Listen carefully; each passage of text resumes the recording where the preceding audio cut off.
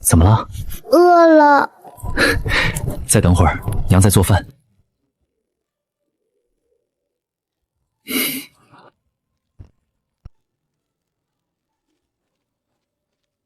娘，我来吧。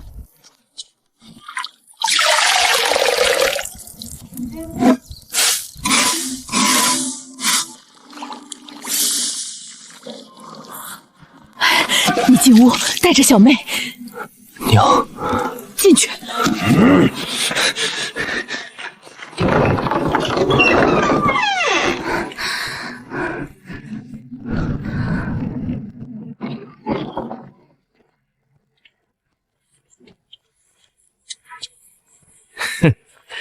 苏秀才，你家去年的租子该清了吧？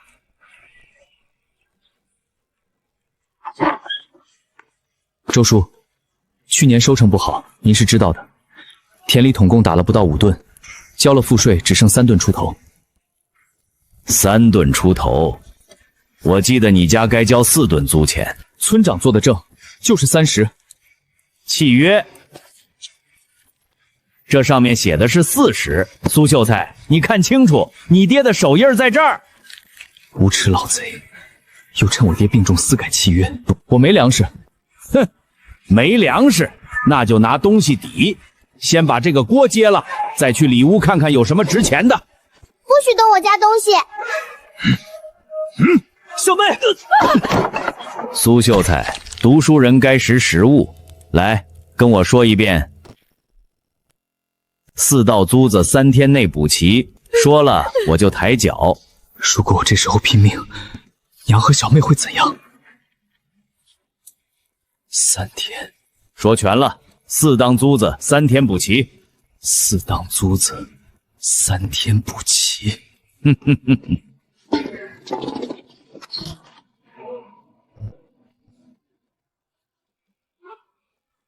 苏秀才，明儿就是第3天了，4斗粮食少1粒，拿你家房梁抵。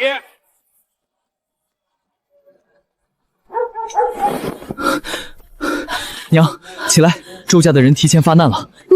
您带小妹从后窗走，去后山土地庙躲一晚，我跑得快，去把他们引开。苏秀才，开门！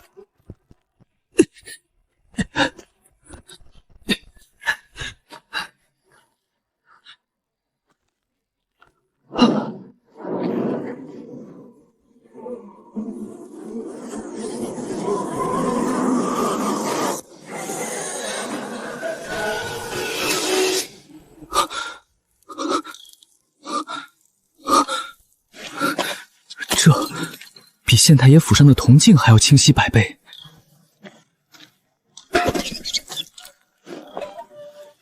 红牛，字形太简单了，这绝不是大招潮。这么大的作坊，玉佩不发光了，是他把我带到这里来的，为什么？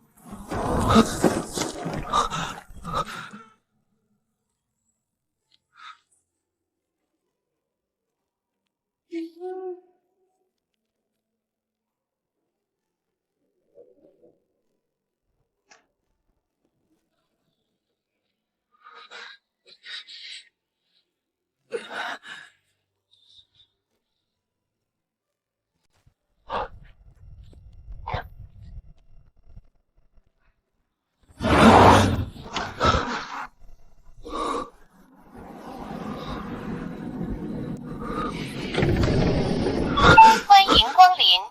你怎么了？没事吧？我没事，就是想看看。雪一样的精盐，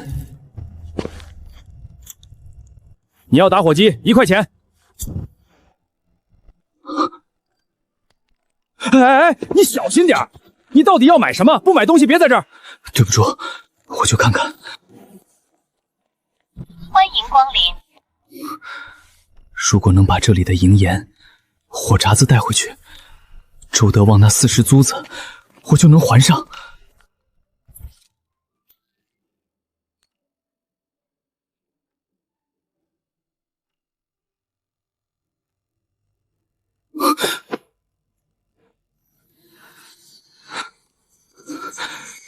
发热时信号，12个时辰到了。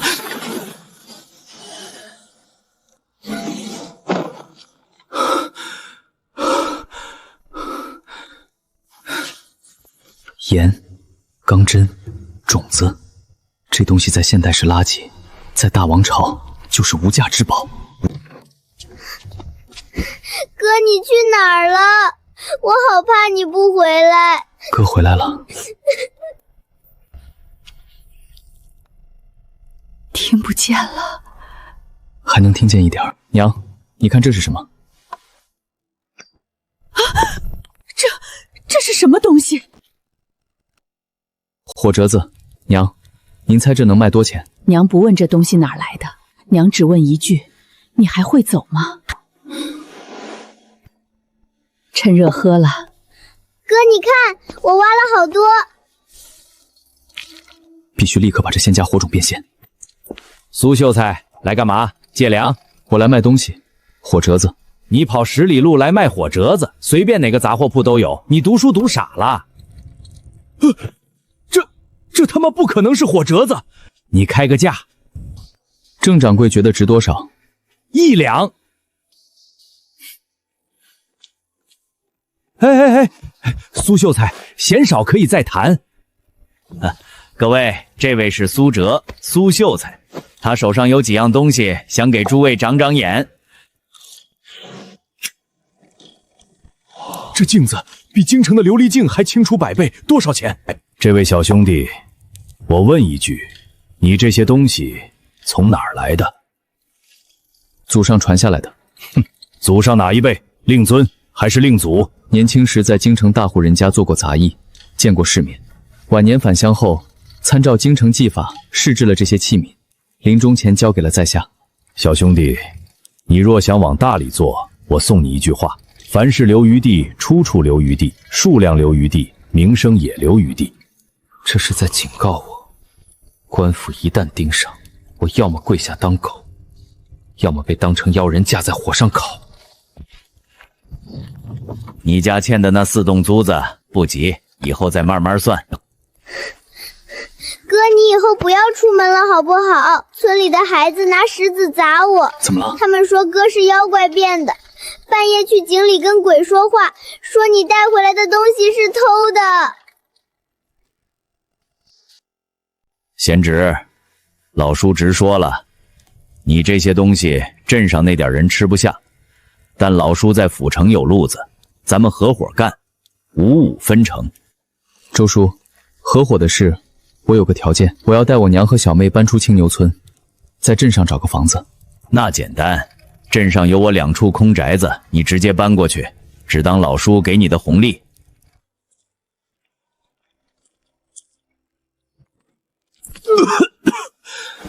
周德旺的红利是要拿命填的，他现在把我当成生金蛋的鸡，等榨干了我的价值，就会一口吞了我们全家。如果有一天你要走，而且不回来了，你不用跟我说去哪儿，你只要提前告诉我一句话，让我有个准备，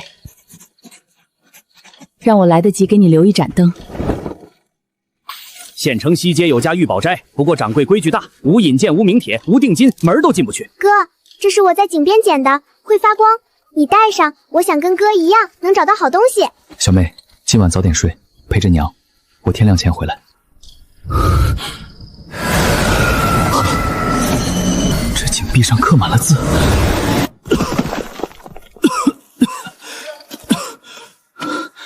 时间流速不同，这里是现代的深夜。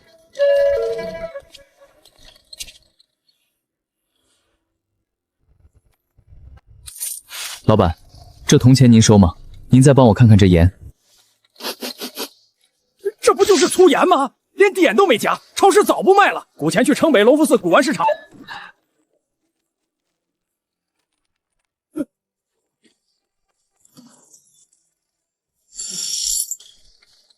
这些能换什么药？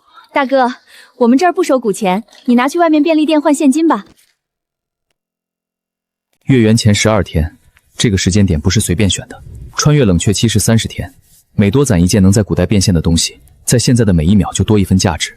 不能再像第一次那样只带1枚打火机回来，那3两银子连一时粗粮都买不起，必须带更多、更多种类、更好品质，更能让古代人觉得这不是凡人该有的东西。但我没有现代货币，第二次穿越必须带东西去卖。卖什么？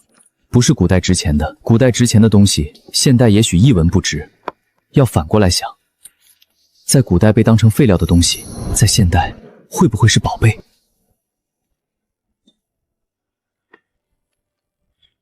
你娘要磨玉坠、辟邪。是李叔，我娘最近身子不太好，想给她磨几个玉坠带着。您这儿有没有不要的碎料？随便挑，这玩意儿连铺路的资格都没有。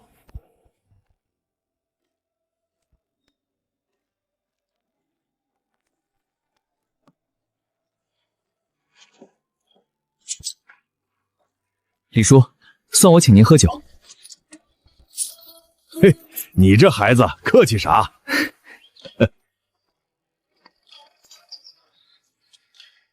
这些都是年轻时候绣的。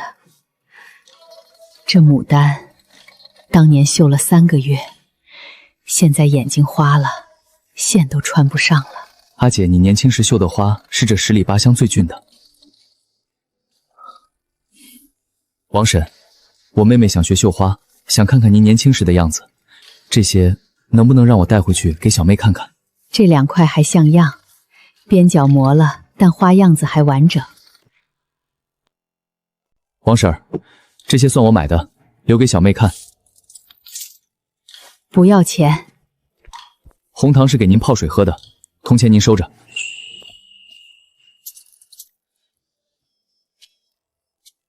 苏家那个秀才疯魔了，花了铜钱买石头。昨天还看到他拎着1包红糖往王寡妇家去了，换了2块旧手帕。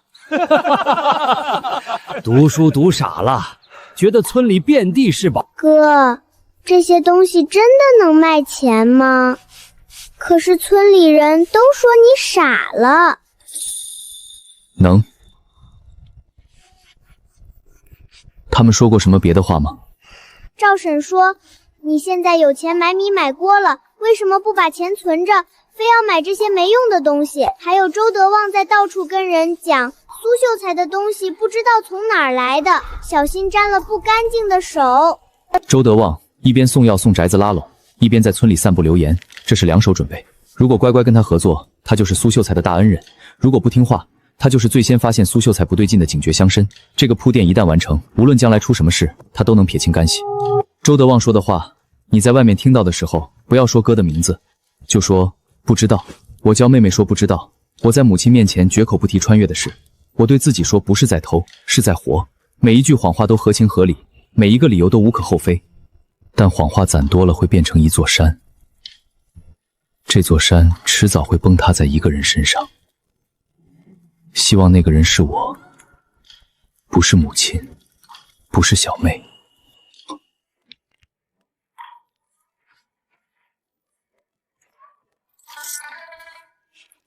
这个是我在井边捡的，你看会发光，哥你戴上。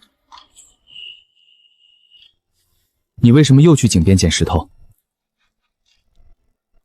因为你每次从那边回来，口袋里都有好东西，我想跟哥一样，能找到好东西。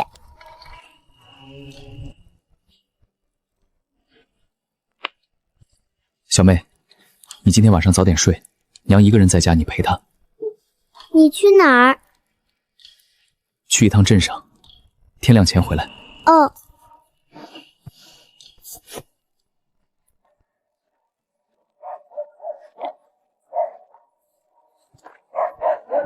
这是他们的信号，给我留灯。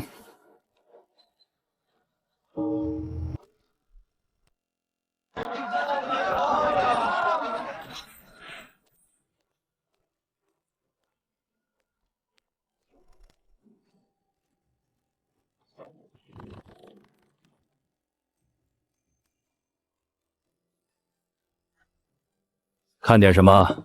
门口摆摊的老马让我来的，他说您这儿收杂项。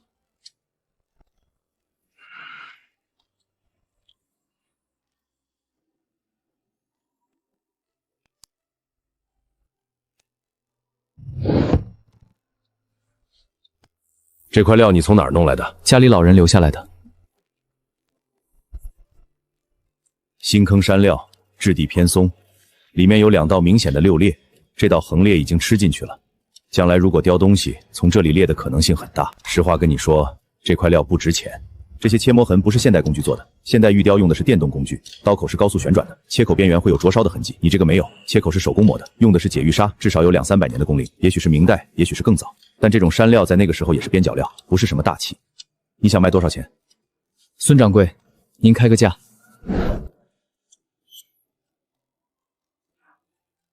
800。800什么？原文银子，他不能问一问就露馅儿。如果一块在青牛村被李石匠当成废料的粗玉能卖到1200，那他包袱里还有2块，还有旧刺绣，还有那块青石片，1200，这些加在一起能在现代换多少钱？而这些钱又能买多少银盐、打火机、钢针带回古代？好，以后还有这种东西，直接拿来，不要从地摊上过。地摊上的东西再拿到我这里，价钱就不好说了。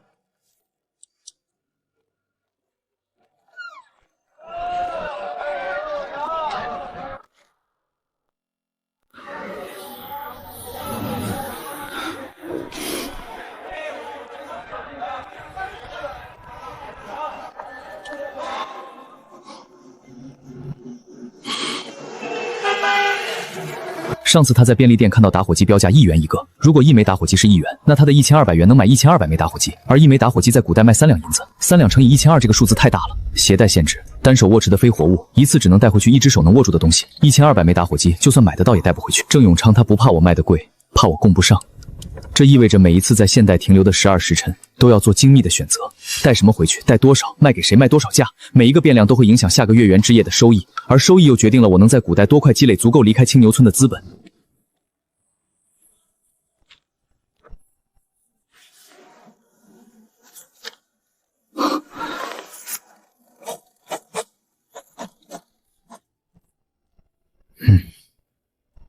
大周朝最好的宣纸，也要等墨迹干透才能折叠。这种纸可以直接写、直接折、直接塞进口袋。先去便利店，用同样的方法问店主批发市场在哪里，怎么走，什么东西最便宜。要信息来源，不要只买东西，买东西只能活12个时辰，信息来源能活一辈子。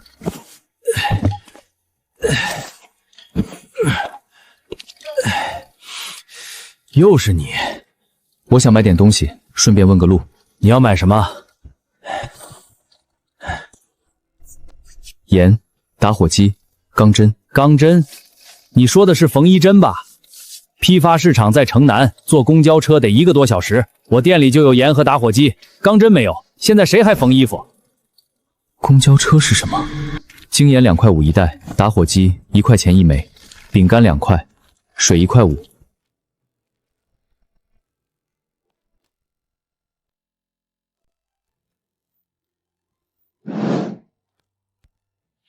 大周朝验银子的习惯，在这里完全没有意义。钢针去哪儿买？超市可能有，大超市，不是这种小店。你沿着这条路往东走，大概2里地，有个万和超市，那地方什么都有。你要是找不到，用手机导航。谢谢。手机导航又是什么？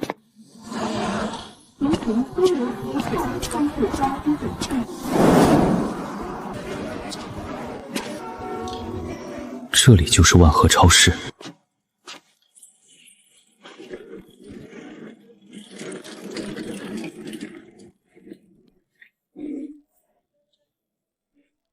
盐2块5，钢针3块一包，针线盒12块一套。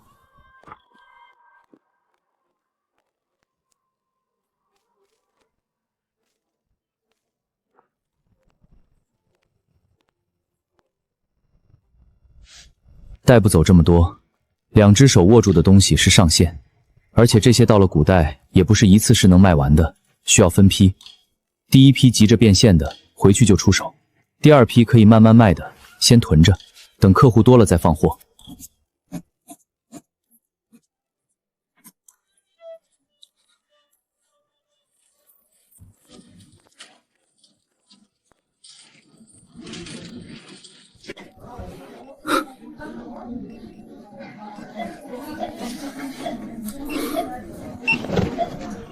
这里的东西果然不一般。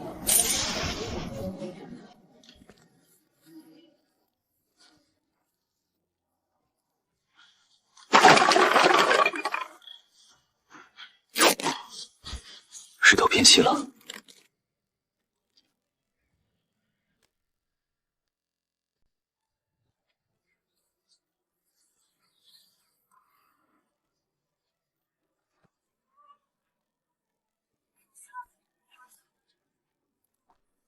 随便看。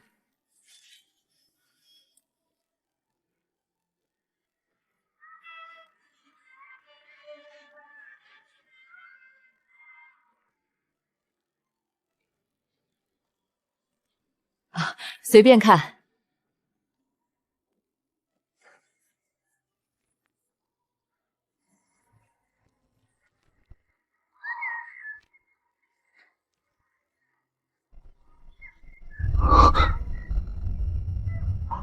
这个公式在大高潮修水车时，曾经凭经验猜到过，老木匠也凭经验知道长利弊比短利弊省劲儿，但没有人用10个字和一行正式把它总结出来。多少钱？课本2块钱一本，那些小说5块钱一本。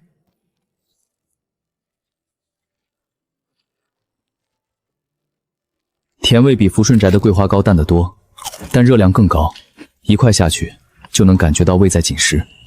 距离12时辰结束还有2个多时辰，废墟太远了，走路回到那个废弃法房需要将近1个时辰，必须就近。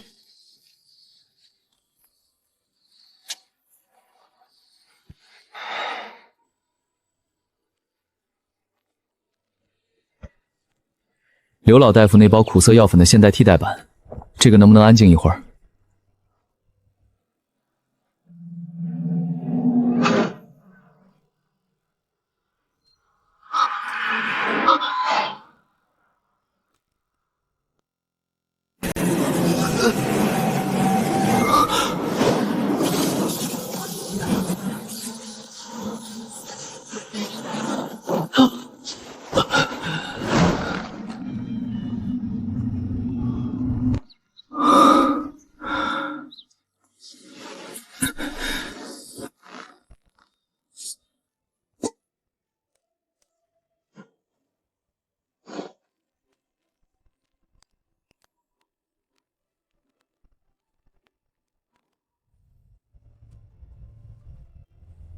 第一次穿越带回一枚打火机，只够让母亲不再挨饿。第二次带回一个货架，不够推翻一个朝朝，但够敲开县城的大门。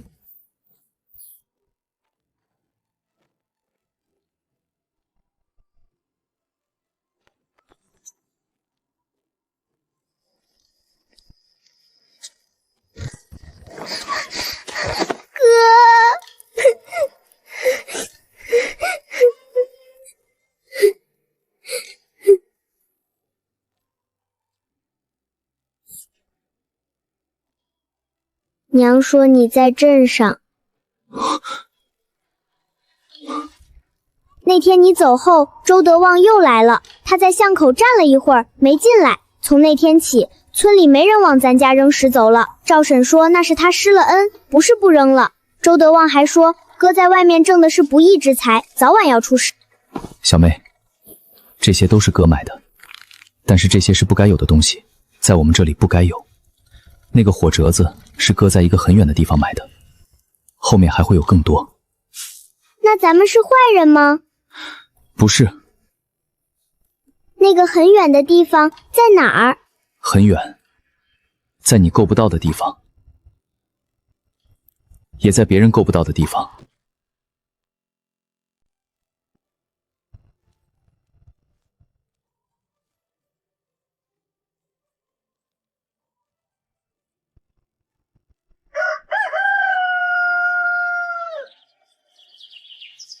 必须马上变现的是井眼和打火机。镇魂昌给了5两定金，他那批货可以先用打火机交一部分。这老掌柜已经成了回头客，不用多说。但另一部分必须走更高的利润，不能只靠镇上的圈子。没有进城的路子，就等于被周德万锁死在青牛村的棋盘上。赵文渊，那个宴席带腰牌的县衙文书，这个人虽是周德旺引荐的，但未必跟周德旺一条心。他也可能是一个潜在的买家，甚至可能是一个比郑永昌更有价值的合作对象。但前提是，他不会在打开路子之后把我吞掉。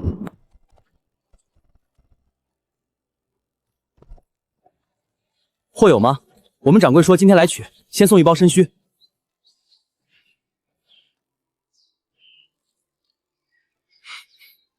野山参在大周朝是药材铺里论斤称的东西，最好的货只能卖到10两银子一支。但在现代，野山参是顶级保健品，有些年份足的老参能抵得上一趟穿越的全部活力。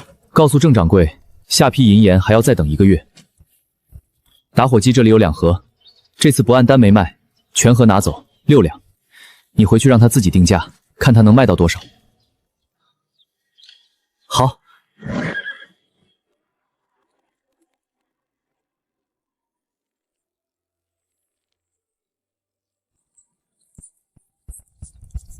需要一个懂参的人，不是郑永昌，他只懂绸缎，不懂药材；也不是周德旺，不能让他知道我往更贵的货上转。县城的药材甲姓秦，在县衙旁边的药铺专收山货，眼毒，嘴严。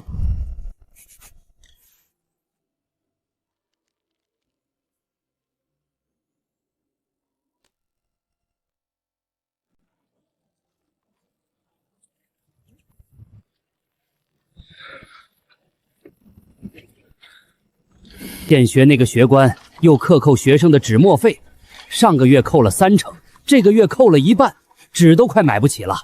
还有县城西街的玉宝斋，最近收了块假玉，亏了40两银子，掌柜气得3天没开门。玉宝斋，赵老秀才说过，这家店的规矩大，无引荐，无名帖，无定金的3无生客，门都进不去。今天去的是药材铺，不是玉宝斋，但这条渠道先记下。到了。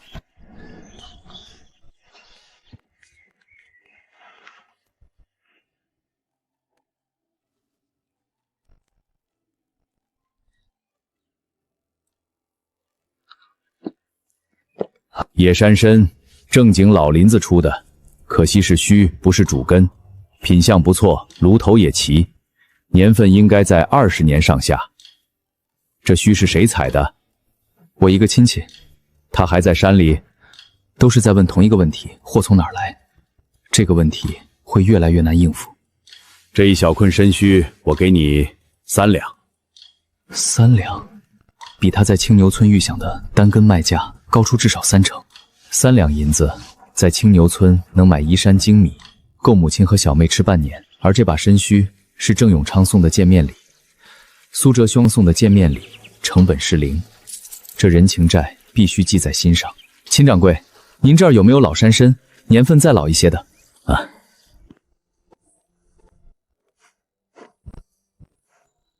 好，这些我要了。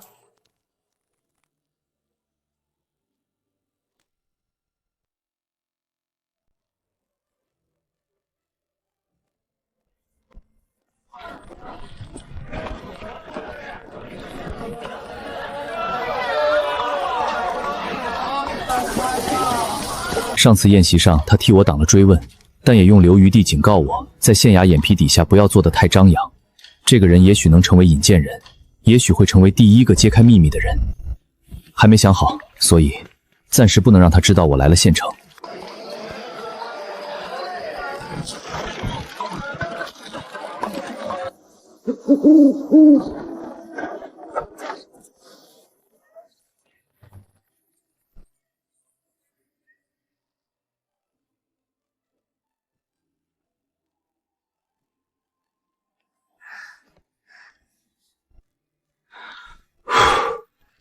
这些老山参是下一趟穿越要带到现代去的，2条路都要打通，把现代廉价商品卖到古代，把古代不值钱的药材和废料卖到现代，2条路都走通，才是真正的双向倒卖。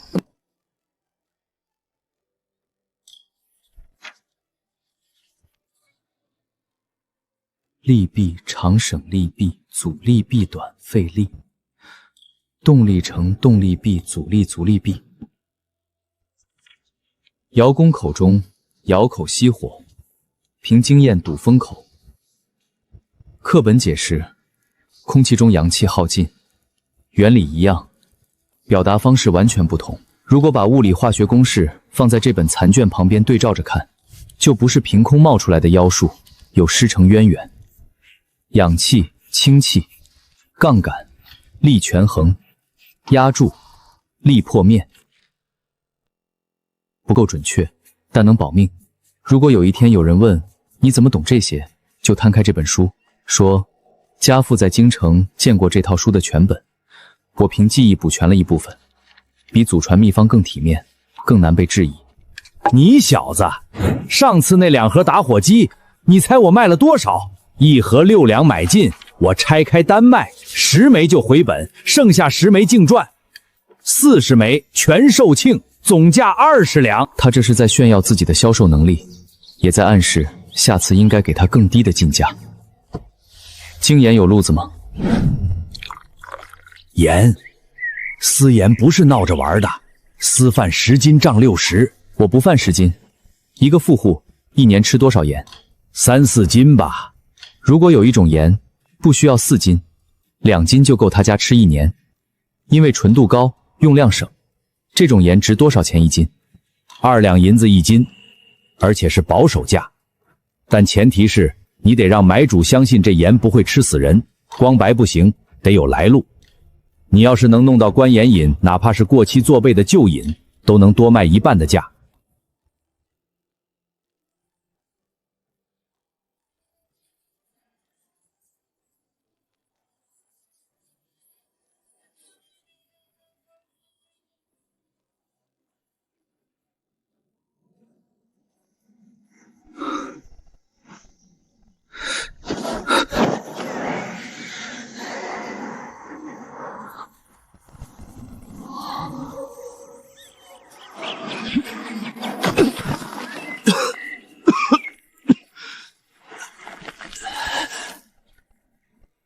这片废墟原本说暂时不会拆，但现在必须在废墟被推平之前，找到一个更稳定的现代落脚点。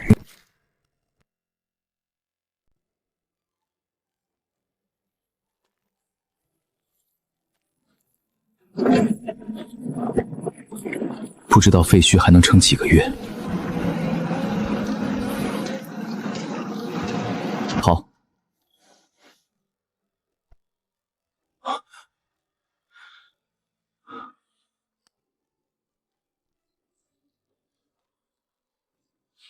好。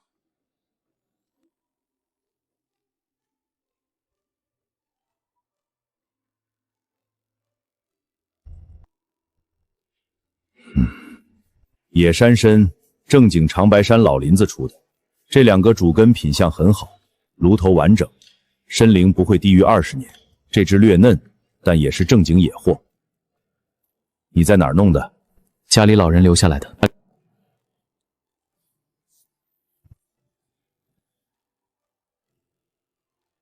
3只统货，1万。1万？在古代用几两碎银买的3根老山参，1万？您开个实在价。小兄弟，你学得挺快。这3只品相不齐，这只最好的单卖能到5000，我给你凑个整，1万2。1万3。1万3就1万3，但以后有好货必须优先给我看。好。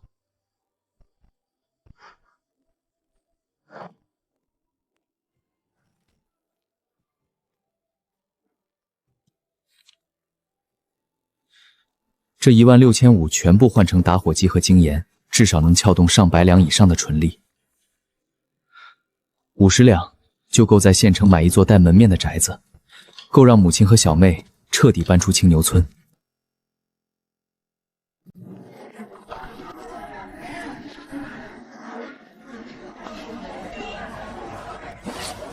打火机怎么卖？1盒20个，10块钱。你要多少？便利店1块钱一枚，这里5毛。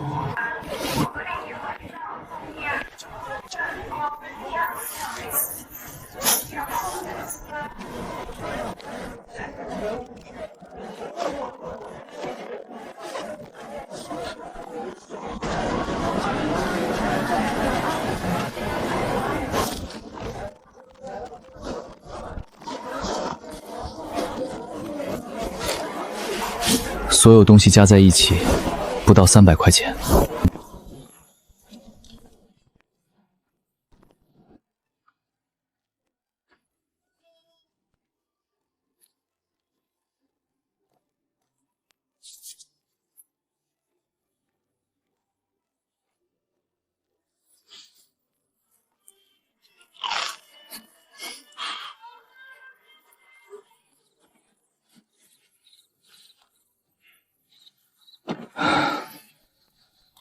经过3次穿越，快要习惯这个恒定的背景噪音，它就像在时刻提醒，进入2界之间的通道是有代价的。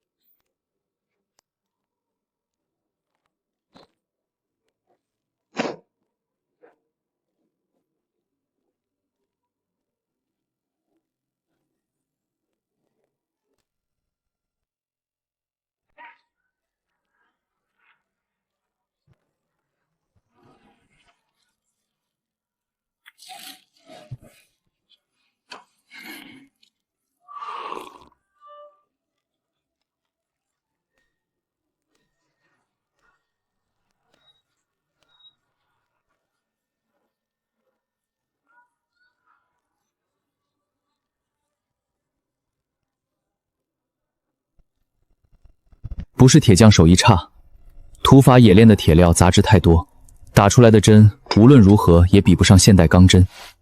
买针，我想看看你们的针。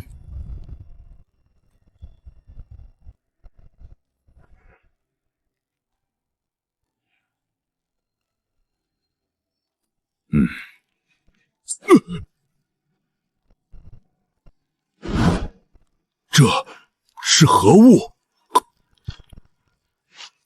你这针哪儿来的？你先说，这针跟你打的针比怎么样？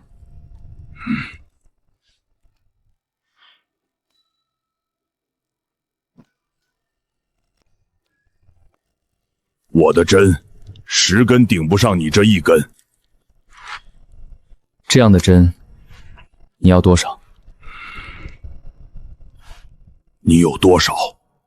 你要多少？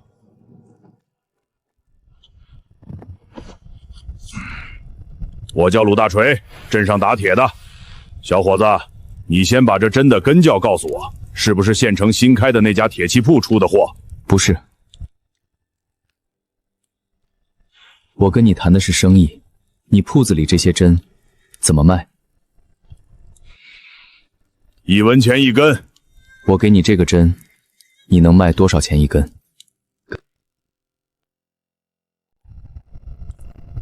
这样的针在镇上能卖5文钱1根，不止绣花用，这种硬度能缝皮子，能扎鞋底，能做净细活。有钱人家的绣娘肯定愿意出这个价。我给你3文1根，你卖5文，差价归你。3文进5文出，1根针净赚2文，铺子里1年卖出的针总利润不到1两银子。换成这种针，只要100根，净率就是0.2百文，而且镇上没有第2家能拿出同样的货。你有多少？先给你100根，卖完再来。100根，3文1根，300完。但我有条件，针王的名头得挂在我鲁大锤铺子里，你只管供货，别处不能再卖。可以。这个条件对自己有利。鲁大锤的铺在镇上开了20年，有稳定的客源和口碑，让他代理比自己从头铺渠道快得多。而且这个协议只限镇上，不包括县城，县城还有更大的市场。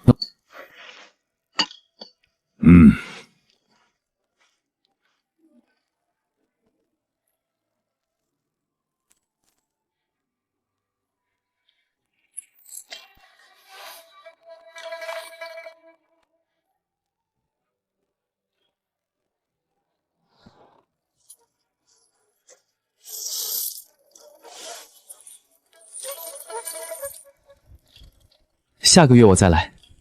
下个月要更多，100根不够。镇上的绣娘会把这消息传遍，到时候你手上这批针就是香饽饽。要是能弄到更细的，能缝丝绸的那种，价钱翻倍。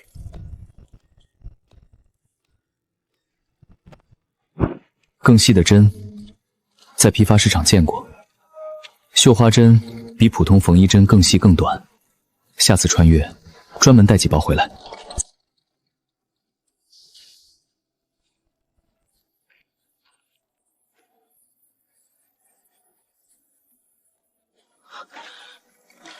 苏先生，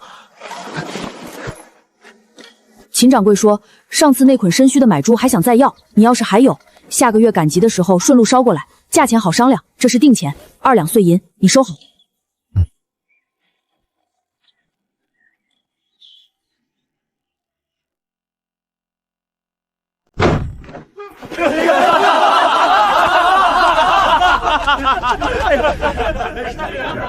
2个月前，这个院子里没有任何人愿意靠近，现在站满了人，但笑脸底下有多少真心？郑永昌是冲着打火机和从严来的，药材商是冲着秦朗版的老山参来的，布商听说我认识县衙的赵文春，来探个深浅。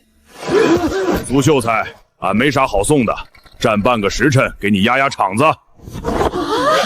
镇红颜料，方圆百里独一份儿。苏秀才，你这场面不小啊！这茶叶给你添个彩头。希望这能让他明白，那些村巷里的石子声是可以被一点一点盖过去的。苏公子，周叔说贤侄商号开业大喜，有事随时去找他。这是周叔亲笔提的匾。这块匾和他第一次带大丁上门踩我手指时穿的那双靴子，属于同一个支出去的红利。请周叔费心了。打火机还剩10来枚。精镍钢针按针型分类，缝衣针定期轮换给鲁大锤，细的刺绣针走限量定制。食盐存量勉强维持小范围交易，没有盐引之前不能扩大。碘伏、退烧药、绷带、私藏只给自己和家人。不锈钢小锅、手电筒、电池压在神龛最底，准备在关键场合当敲门礼。从馒头到毗邻差价，我走了4次穿越，每一次都是命悬一线，每一次都在升级。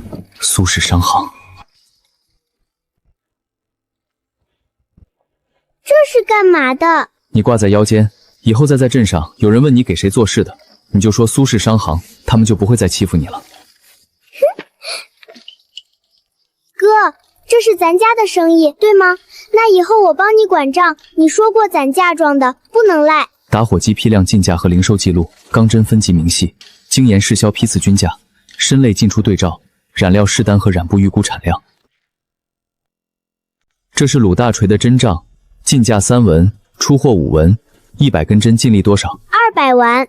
加上运费呢？要是自己送去就不扣运费，要是托人送扣10文。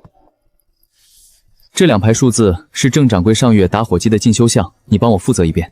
郑掌柜上批打火机净利比鲁大锤高3倍，但郑掌柜欠款最久，说好12天取货，实际拖到第18天才来。几个月前，我蹲在这棵树下吐，那时候我在算欠周德旺的40租子，现在我在算怎么把渠道铺到白水镇，铺到县城，铺到南边3个镇。35两又400文，加上存在破庙里的货值、打火机、钢针、精盐、染料，全部身家逼近50两。50两在大征朝不算大富，但够在县城西街租一间门面房，够把苏氏商行从青牛村搬到县城。到了县城，可以面对面跟秦掌柜谈参，可以请赵文渊在官盐引上牵线，可以不用再看周德旺的脸色。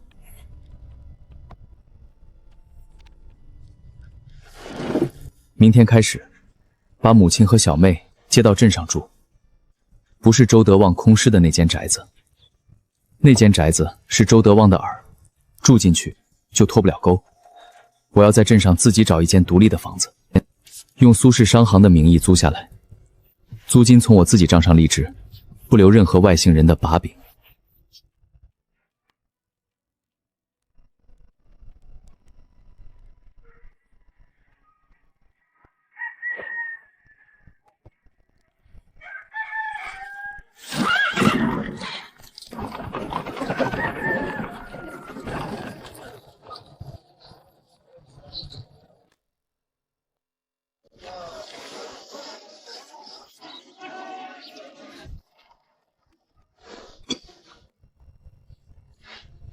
阿哲，你现在做的生意，娘不问是什么，但你要是哪天觉得够了，够我们娘仨吃饭了，够小妹治病了，够你在镇上体面做人了，你还愿意停下来吗？现在不够，你娘什么都看得见，但她能装看不见，这是你娘最了不起的地方。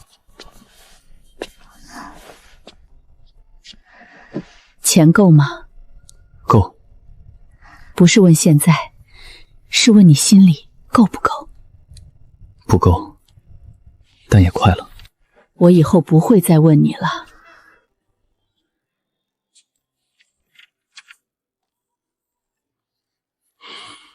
赚够100两就收手，前提是100两之前不能出事。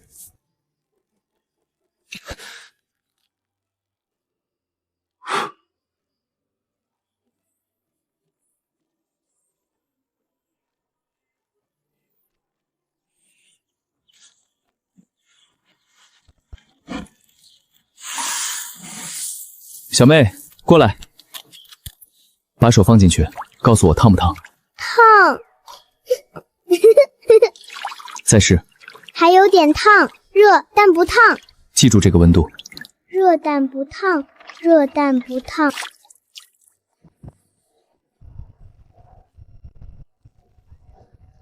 哥哥，活了，哥，他们活了。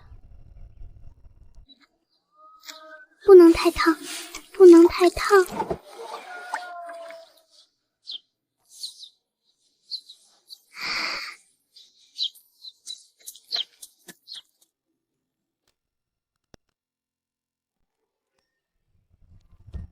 我家麦子比隔壁田里高了这么多。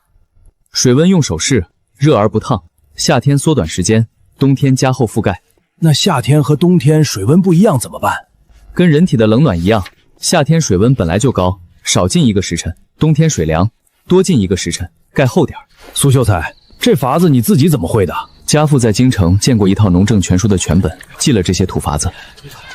你要是能让咱这儿的亩产翻3成，镇上的穷人就少1半。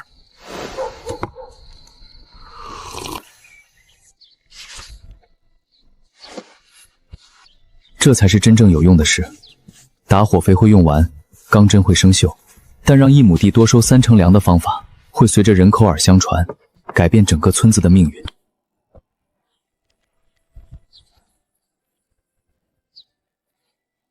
这画的什么？家父留下的书，说是京城某户的藏书残页，我也看不懂。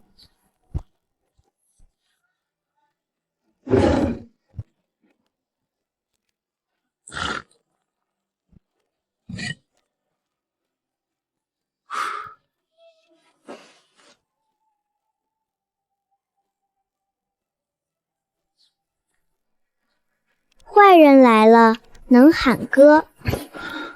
什么坏人？姓周的。赵叔，这是祖宅的钥匙，想托您每半个月去打扫一次，只扫院子和堂屋就行。你不怕别人跑进去？那口井是枯井，没人去。如果有人去了，烦您说一声。赵大人，顺路坐。你托人送到我后宅门口的那枚打火机，我收下了，盐的样品也验过了，干净，纯度极高，跟京城贡盐比都不输。县令新到任，正在清查私盐。你这种盐最好不要白放在市面上卖，得给他一个身份。我需要什么？官盐引，哪怕是一份过期但未注销的旧引，你可以不走官盐的销售渠道，但盐引能证明你的盐有来路，不是私主。就算有人检举，拿出盖了印的盐引，衙门一般不会再深究。但这件事只能慢慢来。旧盐引注销后通常销毁，能留存下来的大多在退任盐官或私人手里。青牛村那座井边的破庙，你记得吧？地基早年是官产，后来荒废了。如果你能把它买下来，以修缮庙宇、重建社学的名义向县衙申请地契变更，就成了你到县里办手续的合法理由。有了这层合法身份，进出县学、查党事、查阅旧档、寻找盐引，也就顺理成章。我回去想想。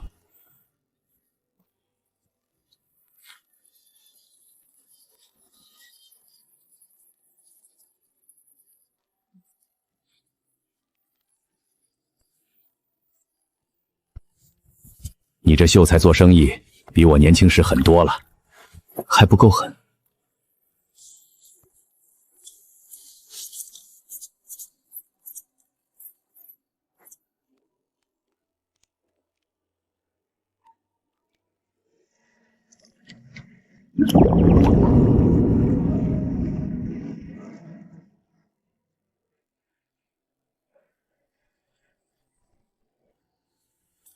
空手去谈购地，他不会见你；带件东西去，不谈购地，只谈献礼。礼到了，地的事以后再提。什么东西？你自己想，但要够分量。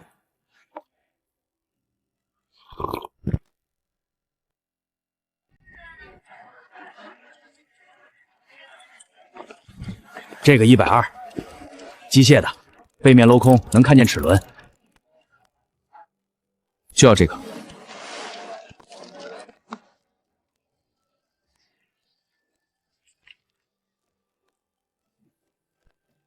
坐。赵文书说你是青牛村的秀才，现在在镇上开商后。是。秀才不好好读书，做什么生意？家里揭不开锅。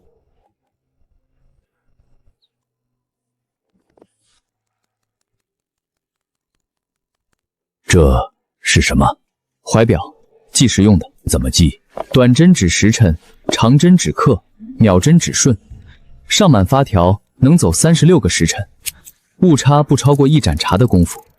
此物运转之理，可否详述？发条驱动，齿轮咬合。大人若感兴趣，可请城西李铁匠拆写一枚观之，由此可知其理。此物是你所造？不是，是家父留下的旧物。家父年轻时在京城做过杂役，见过些世面。这枚怀表是他从京城带回来的，一直压在箱底。我想着，与其把它留在家中蒙尘，不如送给能用得上的大人。令尊在京城哪家做杂役？具体哪家，家父没说，他只说是个大户。你今天来见我，不只是送表吧？还有一件事，想请大人示下。青牛村有一座破庙，年久失修，神像已经塌了。那座庙的地基早年是官产，我想以个人名义买下来，修缮庙宇，并在庙旁重建一座社学，供村童识字读书。此事需向大人申请地契变更，特来请教。购地的事，我会让户房查一下那块地的归属，如果确实是官产且无他用，可以批给你。不过有一条，社学建好之后，每年至少收10名学红，不收树丁。愿意。那好，你先回去，等户房查完地契，赵文书会通知你。苏秀才，你这怀表有没有名字？叫光阴。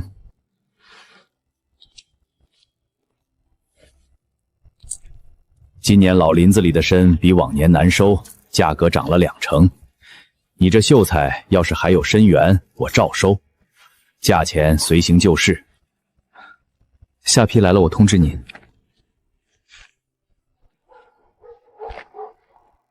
今天的货都清点好了，粗针一共是100盒，全卖完了。绣花针呢还剩8根。缎染匠送来这个月的分红，上批染料染了6匹红布，卖28两，按约定分咱们5两，银子我收在柜子里了。秦掌柜那批参须尾款结了吗？结了，参须5两，参须尾款3两，一共8两。秦掌柜说下批还要，价钱不变。绣花针下批至少50根，普通针再加100。那个刘掌柜，布防那个，昨天问我能不能包了你的绣花针，说多少钱都行。绣花针进价5文，你卖10文，净赚5文。刘掌柜愿意出多少？15文。下批绣花针我给你60根，进价涨2文，7文1根。你卖刘掌柜15文，净赚8文。但有一条，刘掌柜不能在镇上零卖，只能自己用。要是他转卖，下批我收回。苏秀才，你这脑子不去县城做大事可惜了。快了，下个月苏氏商行在县城开分号。分号？你哪来那么多钱？钱的事您别担心，重要的是等我县城分号开张，您那些绣花针和改良农具可以上架到县里，价格比镇上多2成，量也能翻1倍。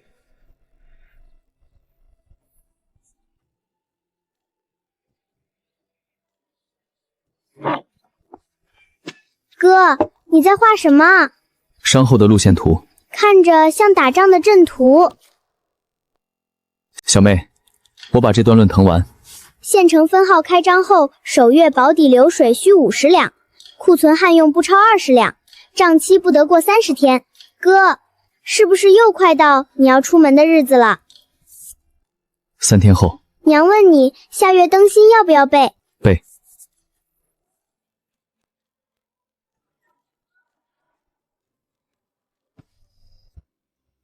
从今天起，破庙下那些休眠的商品，古井旁被封死的石板，全都被这张纸护住了。买庙、建学，再以学护庙。赵文渊和孙撵都以为这是公益，只有他自己知道，这每一步都是生意。苏秀才，这坛是我铺子里存了12年的老白干，今天来是想请你帮个忙。什么忙？县城大人下月生辰，我想送坛好酒，但市面上买得到的都配不上他的排场。我在周德旺府上喝过你的营盐煮出来的汤，你能弄到不一般的东西。你手上有没有那种一拿出来就能让县城记住的酒？给我10天，10天后你来看样品，12两。行。借用大染锅做蒸馏锅，木盖开孔接主管，主管穿过冷水盆做冷凝器。苏秀才，你说的这个不是蒸酒，是蒸锅。就是蒸锅，但蒸的不是水，是酒。我试试。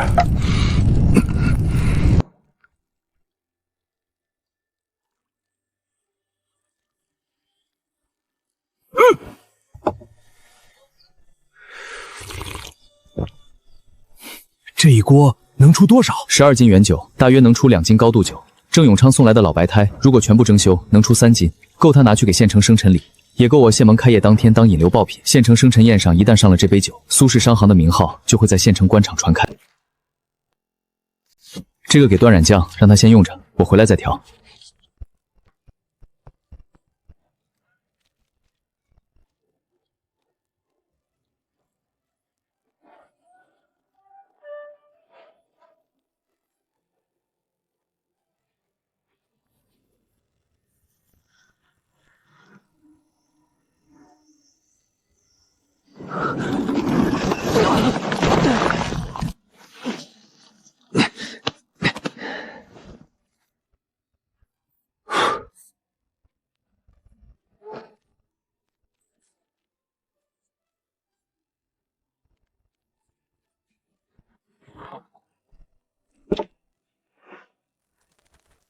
永安通宝，关注小样，品相中等偏上，110枚，你有几枚？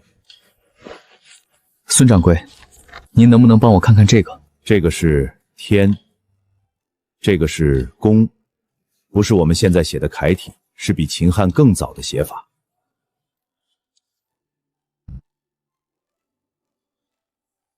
后面这几个，它也许是某个地区或时代特有的刻画符号，也可能根本就不是字。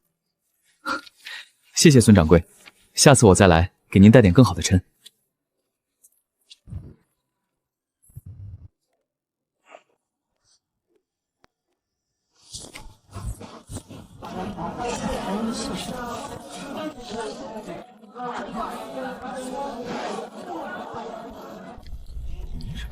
哥，上回种催芽的那些麦子收早了。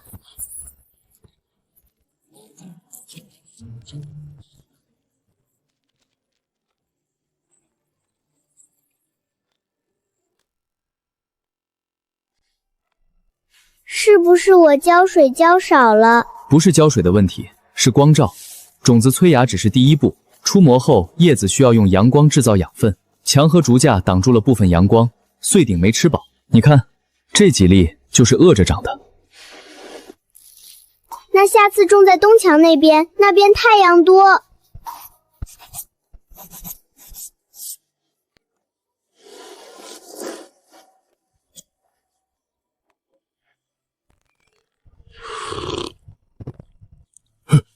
这是什么糖？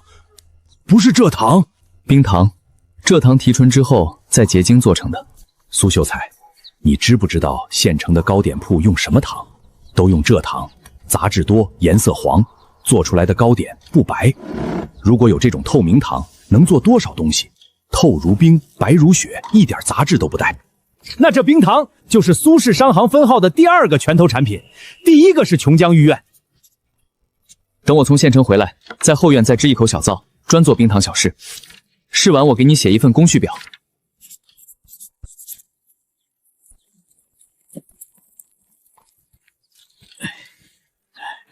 村学里一个9岁孩子写的，他家爹按你的禁种催芽法种了半亩麦，催芽苗真的比隔壁田里高了整整2寸。孩子在算术卷子上写感想，画了一颗比围墙还高的麦穗，算术只得了2分，但写得挺认真。哥，等社学开馆，我能不能去学算账？社学开馆，你不是去学算账，是去教算账。哥，开业那天要是没人来怎么办？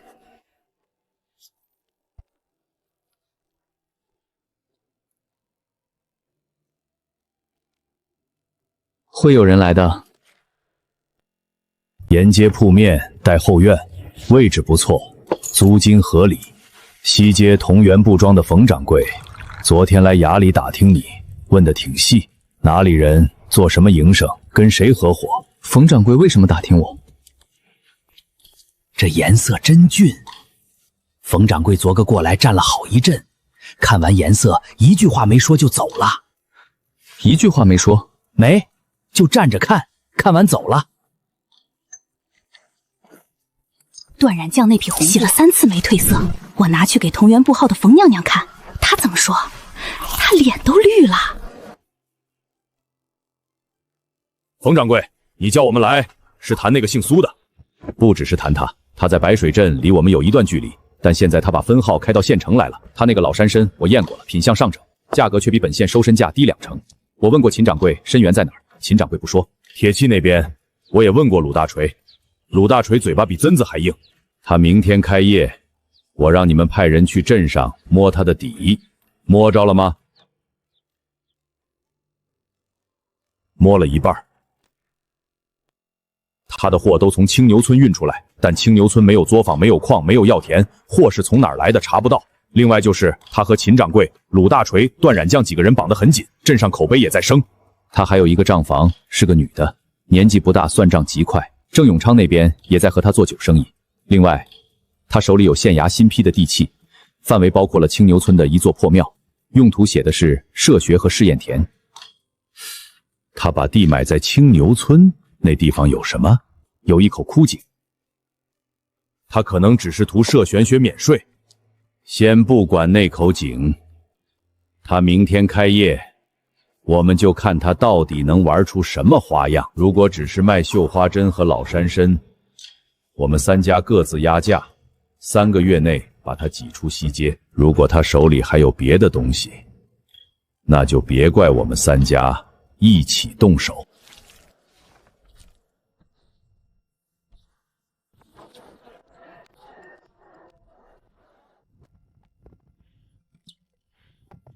你这开业要是火了，有些人就要坐不住了。你有什么打算？孙建令的告示贴在那里，碑记上的字还没刻完。等碑刻完，他们就算坐不住，也得先掂量一下这块碑的重量。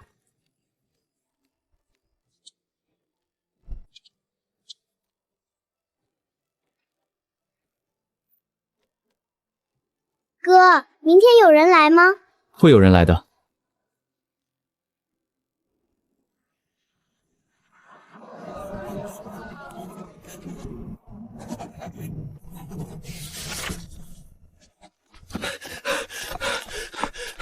苏掌柜，出事了！赵老秀才托人带信，老刘死了。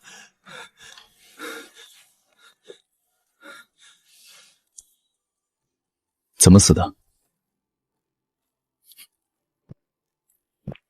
詹匪，昨天下午，老刘赶骡车从县城回青牛村，走的是南边那条山路。往常那条路太平得很，从来没出过事儿。但昨天有人在半道上劫了他，骡车被推到了山沟里，货全没了。老刘的尸首今天早上才被人发现，身上有刀伤。带我去。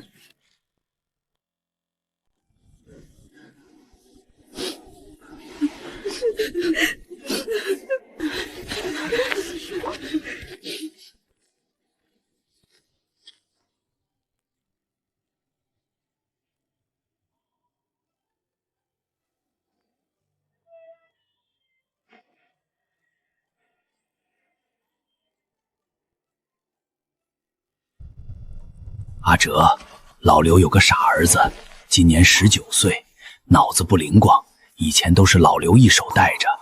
老刘这一走，这孩子没人管了。我管。老刘的骡车上有一批货，是你要送到县城分号的那批绣花针和红布，货全没了。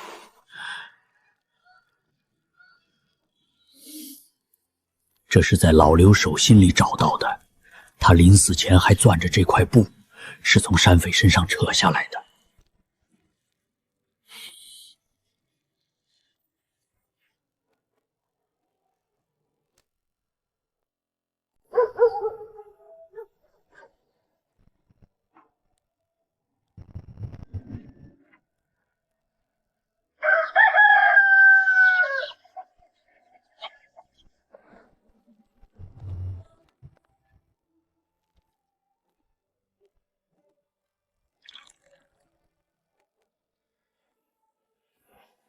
绣坊针脚，衙门油墨味，麻布质地。苏掌柜，你在县城开分号之前，这块地面上没人因为奇货流血，老刘是第一个。山匪劫道不是偶然，我对县境各路匪宗早有留意。往年山匪活动有固定季节，秋收后粮多车多，是劫道的主要时段。从2月起就有零星丝劳被劫的报案。手法短促利落，只劫货不劫人。但老刘这次劫了货又杀了人，不是寻常风格。你在镇上积累太深，在县城崛起太快，已经触动了老商号的核心利益。有人想让你知道，你在明处，他们在暗处。赵文书，绣坊针脚和油墨味这个线索，你能不能帮我查？能，但我劝你查到之前不要声张。老张号在县城的根基不是你一个新分号能撼动的，至少现在还不是时候。我不撼他们的根基，我只想知道一件事。什么事？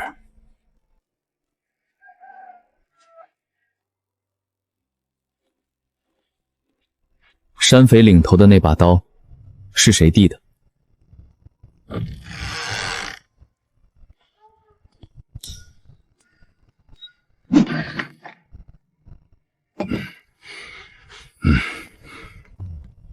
老刘的事儿我听说了，你说吧，要我干什么？我要你帮我打几样东西。什么东西？铁麒麟，4角尖，每个角都淬火，中间有孔，能穿绳子。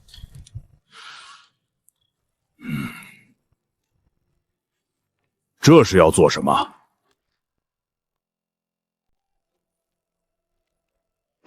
你要这东西干嘛？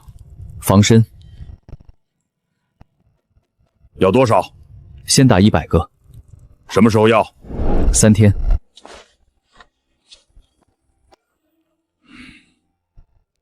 3天就3天。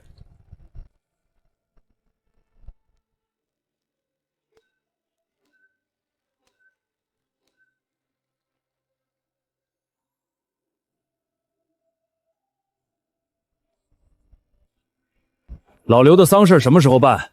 我带2匹白布过去。先不谈丧事，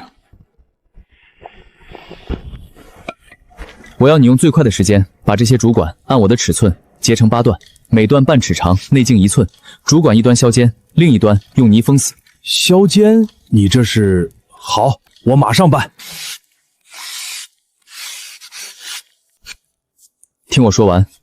我想要你帮我找几个陶罐，窄口的，罐底能承重。陶罐底部打一个小孔，口径刚好能穿过一根竹管的尖条。然后呢？然后把削尖的竹管尖头朝上，插进陶罐底部的小孔里，固定好。陶罐里装一层碎石子，再铺一层干土，用石板压住罐口，把这个陶罐埋在山路转弯处的浮土下面，只露竹管尖头在地面以上半寸。有人踩上去，陶罐底部的竹管会因为杠杆作用往下压，罐子里的碎石和土瞬间砸下去，竹管尖头就会从土里弹出来，不是刺脚底，是照着脚踝和脚背侧面弹过去。这是陷坑的原理，但不是挖坑，是埋罐。罐子底下有石子有土，不会立刻陷下去，但一旦踩到主管肩头，罐底承重一卸，脚下的土就会塌，人往下一沉，主管从下面弹上来，照着脚踝就是一下。要在大块浮土下面架3根平行的主管，才够支撑一个人的重量。这些不用太密，一条山路隔个几十步埋1-2处就够。山匪如果想趁夜冲过来，前面的人踩下去，后面的人就得停。他们一停，你就知道他们往哪头跑了。苏秀才，你从哪儿学的这些？我爸留下的书里。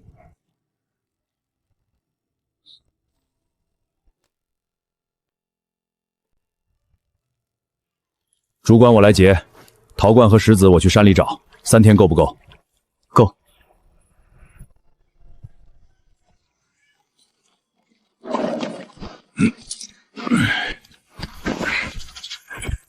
老苏，我这铺子打了20年铁，头一回打这玩意儿。你看你画的那张图上的标注，铁围篱的4面三角体角度是调过的，普通的铁围篱4个角是等长的，你画的那个有2面角的底边加宽了1/4寸，这么一改，撒到地上不管怎么滚都有一个尖朝上，比等角的正式面体好用。你从哪儿学的？我爸留下的书里。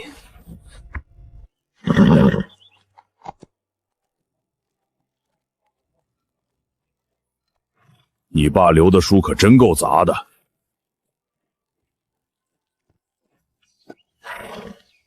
主管按你说的，内径1寸，半尺长，尖头削的角度也是你图纸上标的那几度，偏差多少我不敢打包套，但削的时候我照着比划了，差不多。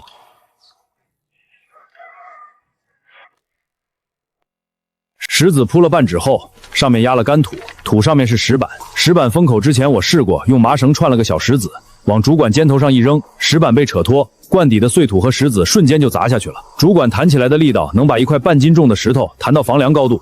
石板封实之前，你把罐口朝下倒过来试的？对，倒过来试的。主管朝上插在罐底，石板压在罐口上，石头砸下去那一瞬间，罐底的承重一卸，石板压不住罐口，整罐的石子跟土就往下砸，主管就往反方向弹。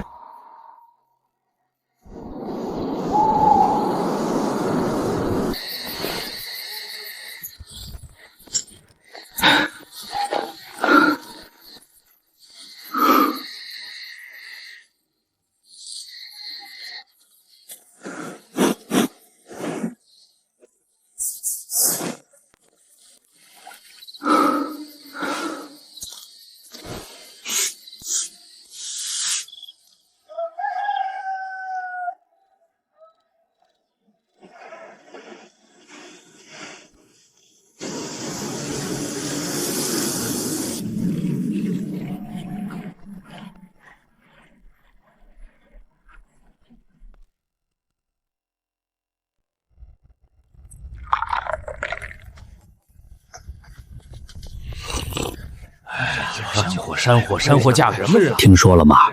苏氏商行下月初3有批货要从镇上运到县城，货值不小，除了打火机和银盐，还有一批新到的琼浆玉液，据说是县城几个富户早就订好的。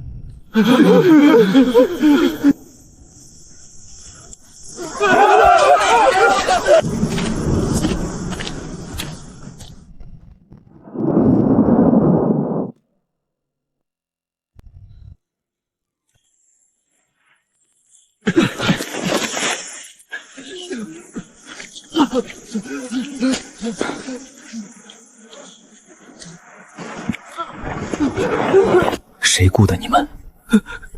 说出来，我去给你请大夫。县里来的人，穿裘衫，姓钱，八哥叫他钱管事。他说，南边山路上有肥羊，有水大。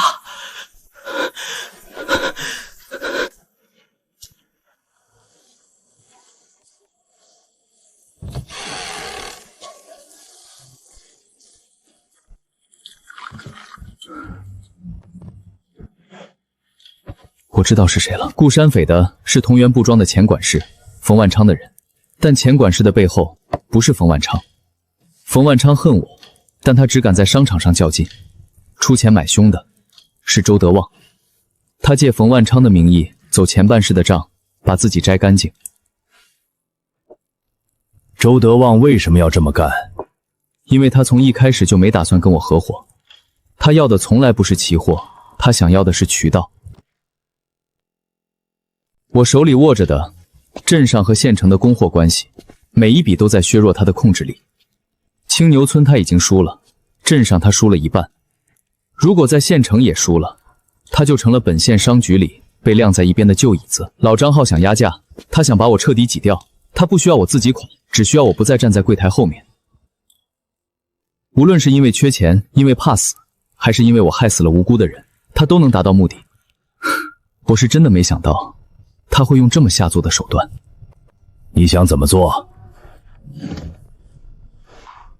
我要告，但我不告周德旺，钱管事的证词签不到他身上，我只告钱管事，告他雇凶杀人，状子不搞扩大化，只针对一个人，这样孙县令不会觉得我是想把整个商圈都搅进来，也能敲山震虎，让另外几家老商家知道我是有分寸的。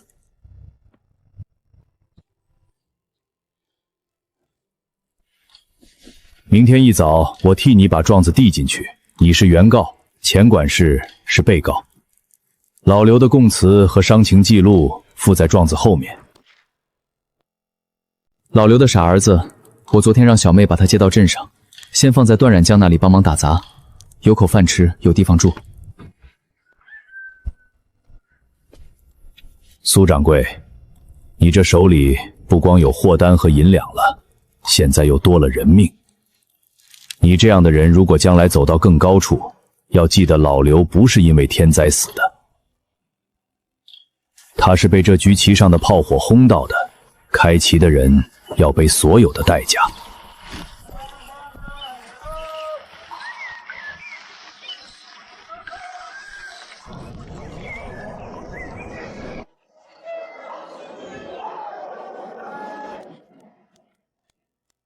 衙门拿人！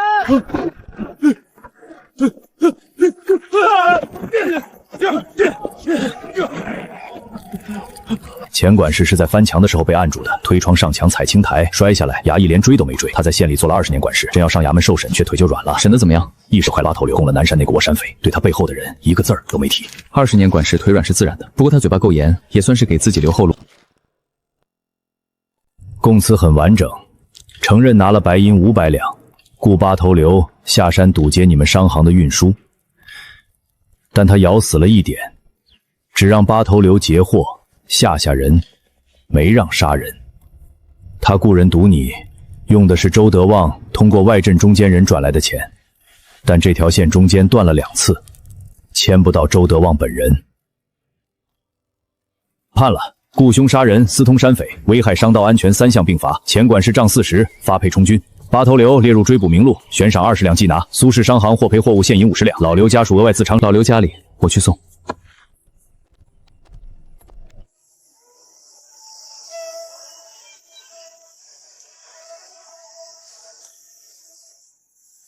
爹爹说苏掌柜会来。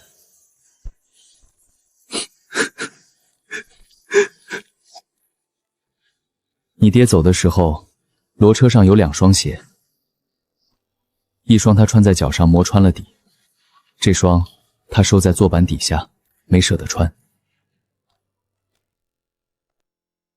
爹，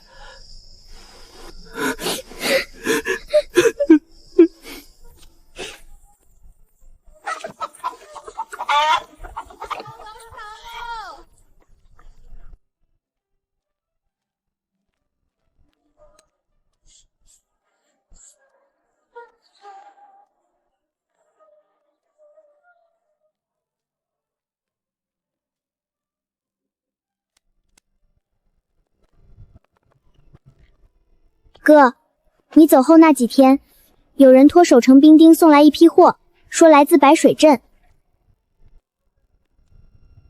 货柜上有青石片、一方旧铜镜、一叠老宣纸，还有几货的人说这些东西用草纸裹着的野山参，那几东西是替一个跑山的朋友转的。那朋友现在腿脚不便，暂时不能自己来，但以后还想继续做你的生意。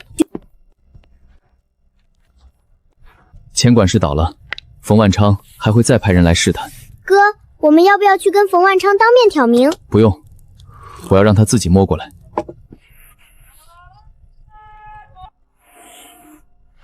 如果来的是他本人，问你还收不收他的布，你就说收。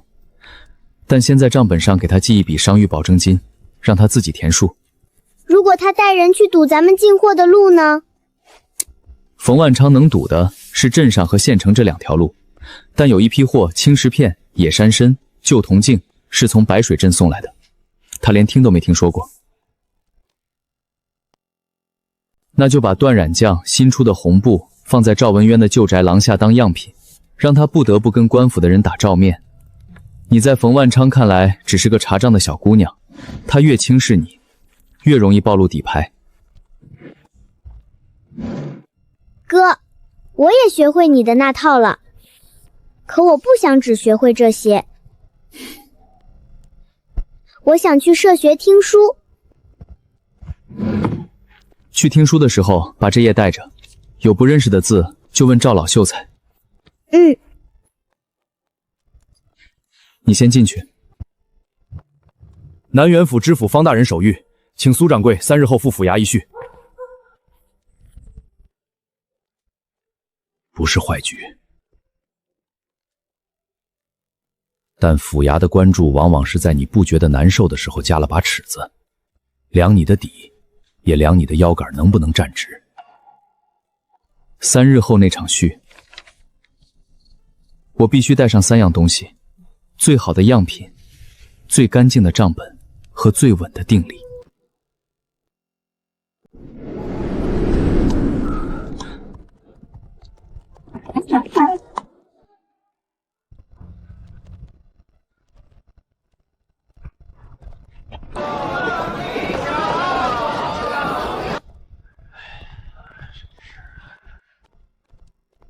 苏掌柜，方大人请您到后堂用饭。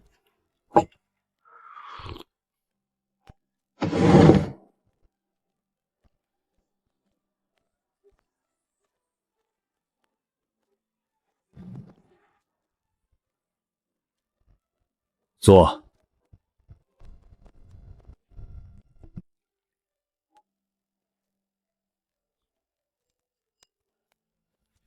苏掌柜，你这商号开张多久了？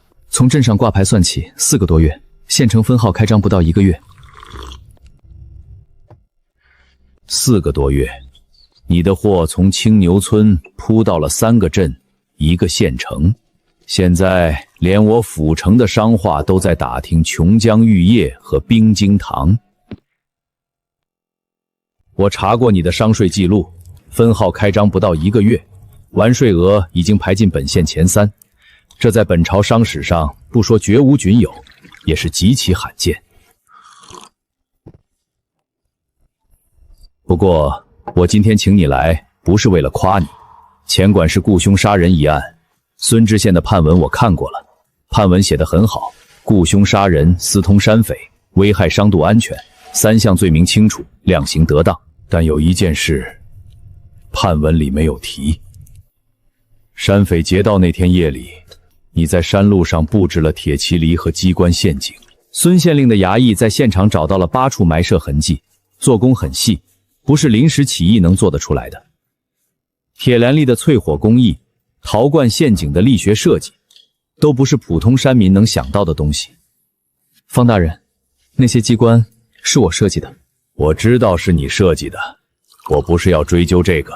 商盗遇匪，事主设防，天经地义。我只是好奇那些机关的原理，你是从哪儿学的？方大人，那些机关是我设计的。我知道是你设计的，我不是要追究这个。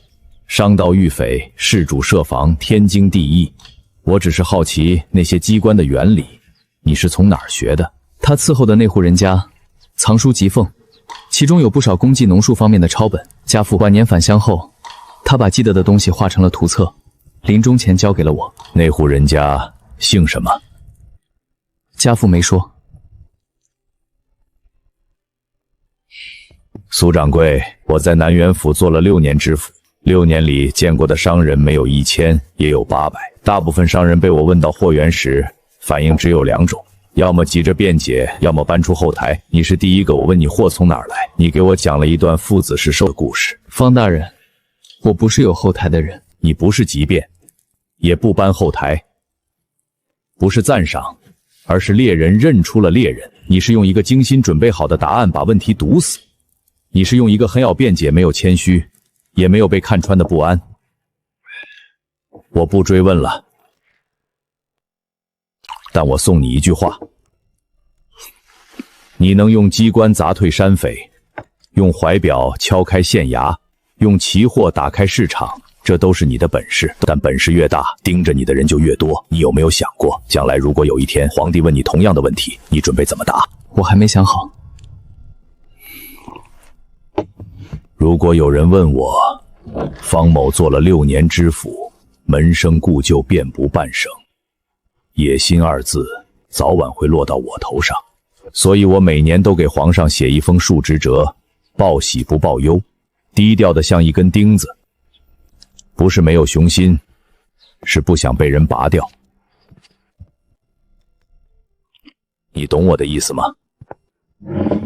我懂。那好，今天这顿饭不是审你，是量你的尺寸。量完了，你够高也够稳，回去好好做生意。府城这边如果有人找你麻烦，报我的名字。谢方大人。苏掌柜，你父亲留下的那本图册还在吗？在，但已经残缺不全了，重铸的厉害，能看清的没几页。可惜了。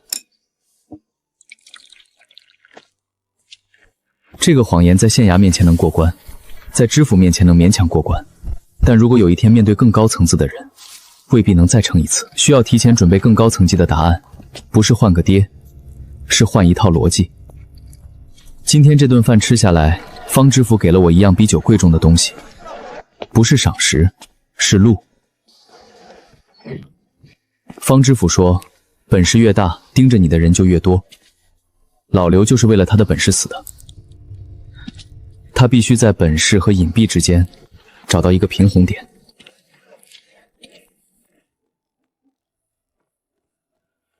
方大人托我送来的。方大人说，你看完之后心里有数就行，信不用回。苏掌柜，那日一叙，本官对你所言格物整理者的身份颇感兴趣。若所言非虚，请列出你所整理的古籍苗木及其来源，另设学碑记以批复。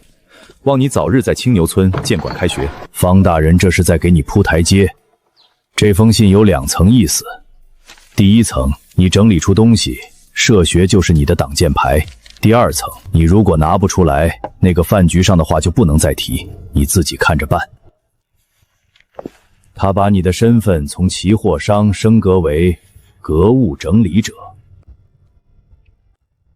前者是商人，后者是半个读书人。但他要我列出书目和来源。本朝初年，南园府城隍庙西侧有一座藏书楼，叫文勋阁，收藏过一批前朝散佚的功绩抄本。文勋阁在永安3年毁于大火，藏书实不存一。10年后，京城来人清理过一次灰烬，把残余的残卷运回了国子监。令尊随京城官员一同收拾过文基阁灰烬。如果他在翻找图中借鉴过几页图谱，后来凭记忆画了下来，这个说法完全合理。书已烧了，无可对证。京城运回的残卷目录确实不全，谁也不能说你造假。那书单应该怎么列？不只是列书名，还要写实打实的来源。王真龙书图谱里的翻车构造，我刚才在青牛村用过。天工开物残卷附录里那些未解古字，也与我之前提到的图谱相合。还有五碑志、梦喜提盘，这些都能作为物证，附在家父补全残卷所录名下。把来源写清楚，把公式和图纸都附在那些公认的古籍名下，这样方知府日后汇报时就能说，这都是从古籍里整理出来的，不是凭空造出来的。方大人这是在给我做档案。对，做得越厚越好。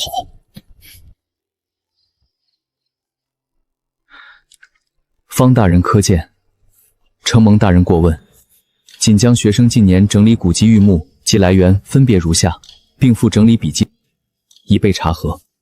一、天宫开悟残卷，作贤卷述卤水蒸盐法，加附一墨一其奇才试酒。二、金琼浆玉液蒸馏法之所本。二、梦溪笔盘卷18，力省干贝，不在气而在法也。加附据此补助，利弊长短之比例及省力之功，即金杠杆铁鼻离探气机制之所依。三、五倍制，机过卷图10余种，加附便器触发机关之共通原理。四、王真农书图谱，翻车构造一节，加附具文一阁残页，复原水轮联动之书要。五、文西阁抄本图谱残页，此为先父于永安3年文兴阁大火后，随京城清理官员从灰烬中借阅，并凭记忆誊写的图谱灵页，今大部分已磨不可辨认，仅存10余幅。父亲从文英阁灰烬里捡回几页图谱，他花了半生把这些残页整理成册，就算方知府不信，他也拆不掉这套逻辑。文英阁已经烧了，谁也证明不了父亲没有进过那堆灰烬。哥，赵老秀才让你去看社学场地的地基。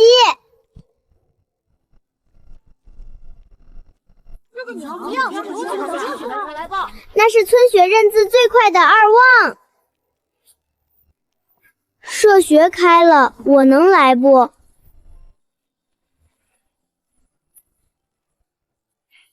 能来。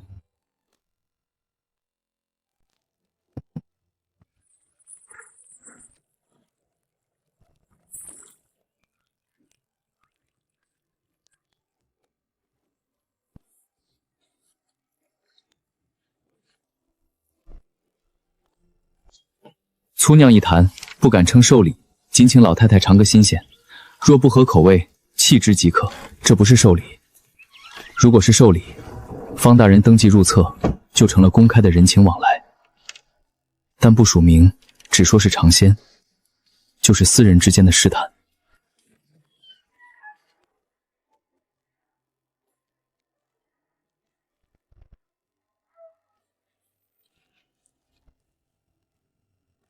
请转告方大人，以后有新酒，第一坛送给他尝。哥，方大人算是咱的靠山了吗？靠山不靠嘴上的交情，靠夹在中间夹的那个人，但三角关系清清楚楚。哥，你说赵文书以后会不会也用咱们给他的东西，反过来亮咱们的底儿？赵文书在孙县令面前递得上话，在方知府面前也说得上理，有他在，两头都稳。这个问题，我想过很多次。赵文渊是我们在县衙里最可靠的盟友，也是最危险的潜在对手。他知道我们的货源来源不明，知道我们伪造了父亲图谱的故事，知道我们在山路上布过陷阱，杀退过山匪，却割不尽底下的牵连。他什么都知道，但至今没有拿任一件事来威胁我们。因为他和你之间有某种平衡。我需要他的衙门关系来保命，他也需要我们的奇货来提升自己在县衙里的话语权。他暂时不会，但他不会永远不。等社学开学之后，我要请他做社学算学课程的客座讲师，不是雇他，是把他变成我们的人，让他每周来青牛村教半天算术，学生给他赎婚，咱们给他车马费。他不是来审我们账的，他是来讲课的。以后就算想查我们，也得先把他自己写的算术卷子和听课笔记先收回去。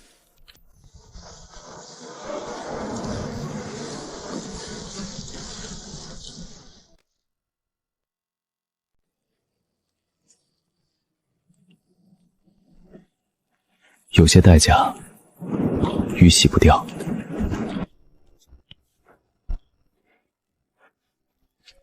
娘说，以后不用挑灯芯了，井边有灯。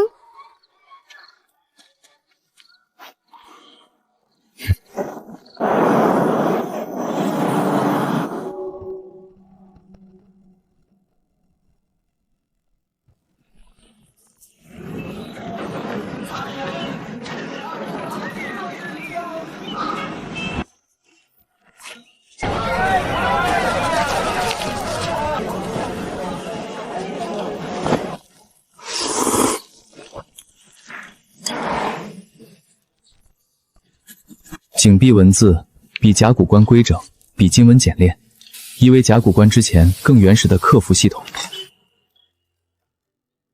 怎么会有跨越时空的技术？慢走。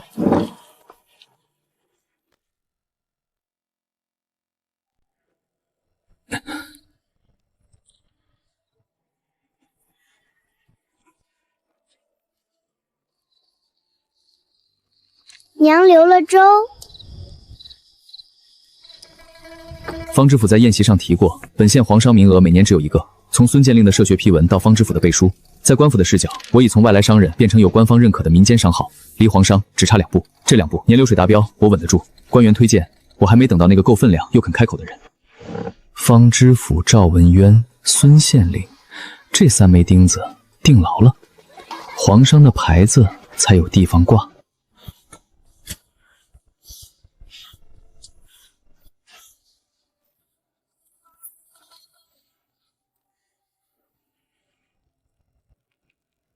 进度不能等，3个月内必须完工。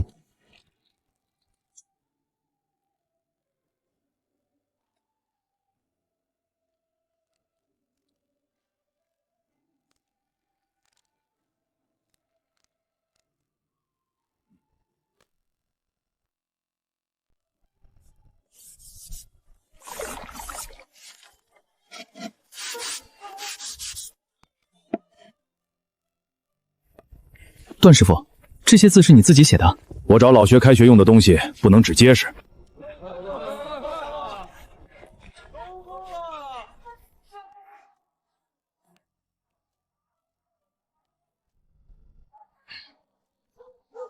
苏哲，吃饭啦！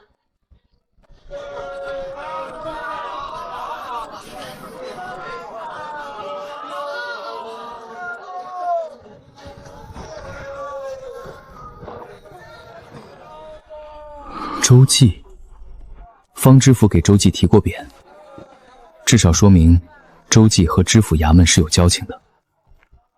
有交情未必有勾结，但必须先摸清周记的底。旁边是茶楼和书府，斜对面是府学侧门。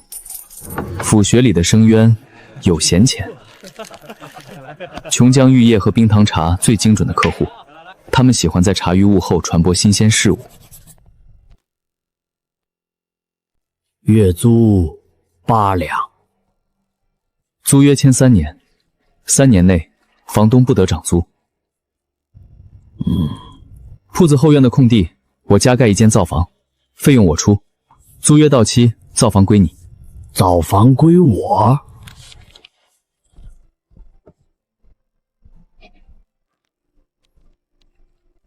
财不露白，方知府说他每年写述职折都报喜不报忧。在府城也做一根钉子，不抢最好的位置，不挂最亮的招牌，不顾最多的伙计。先把钉子钉牢，再慢慢往深里楔。在府城这种地方，任何一个新铺子开张都会引来同行的巡视。与其主动示好落下画饼，不如让对方先出招。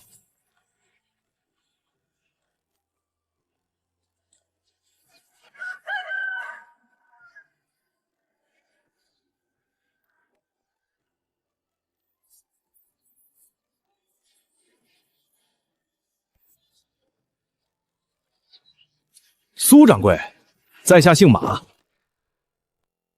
在府城西街开了一家杂货铺。听说苏掌柜从县城来府城开分号，特来道贺。苏掌柜这铺子位置偏了些，刚开张，先试试。是什么？府城这地方好铺面贵是贵，但客流量大。你这铺子藏在巷子里，府学的生源放学倒是会路过，可他们能有多少银子？真正有钱的主顾都在主街上。苏掌柜，你这些货，打火机、钢针、琼浆玉液，我在府城都听说过，但我很好奇一件事。什么事？你打算怎么卖？马掌柜问的是铺子的打法。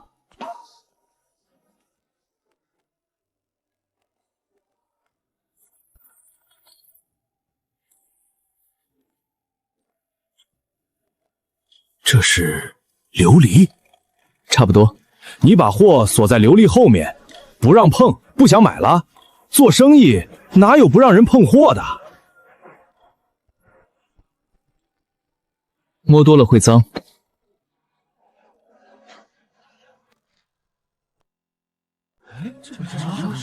真的打不着火？不会吧？嚯！至少是什么生意的？至少是刚才那位陈兄当场试了，用他点烟丝比火莲快3倍。为什么明明透明却摸不到风，而且不怕风？珍宝橱窗。明日辰时开门。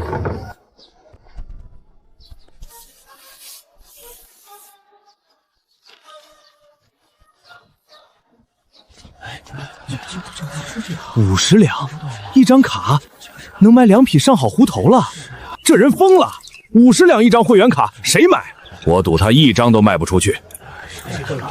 50两是不便宜，但我在府学教书的连提昨晚说，他们学堂里已经有3个学生在凑钱买琼浆玉资了。这笔钱可以去主街盘1年旺铺，一桌席面够请府城所有官绅。我赌他能卖出3张。老钱，你说能卖3张？至少3张。凭什么？因为他卖的不是卡，他卖的是面子。 府城那些有钱人家的老爷太太，花50两买一张别人买不到的卡，拿在手里跟人炫耀。这东西不叫会员卡，叫我跟你们不一样。你银楼里最贵的金簪子能卖多少？顶多20两。但人家买你的金簪子是为了带给别人看，买苏秀才的卡是为了证明自己能买得到。带给别人看不止50两，证明比别人高一等，绝对50两。你们笑他疯了的时候，他已经在数钱了。苏掌柜。 你这50两的卡，1年之后还能不能续？能续，续费不变。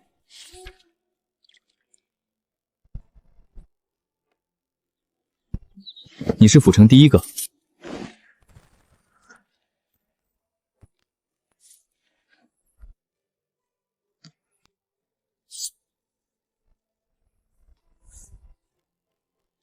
以后，这就是1号贵宾。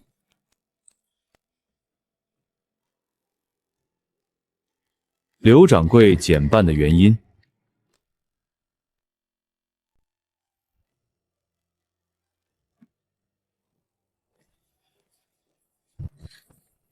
刘掌柜家绣娘用的绣花针是从哪里进的？白水镇，不是从洲际进的。用别人的名字，我要看看他这铺子里到底有什么东西。 给我办一张他们那个会员卡，去。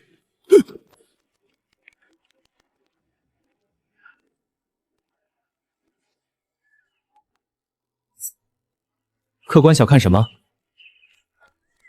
琼浆玉液，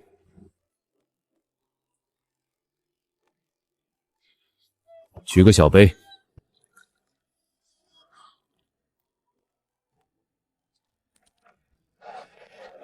下一位，客官想看什么？几位大人这回巡视河宫，沿路辛苦了。这酒是府城一个小商号自酿的，名叫琼浆玉液，请。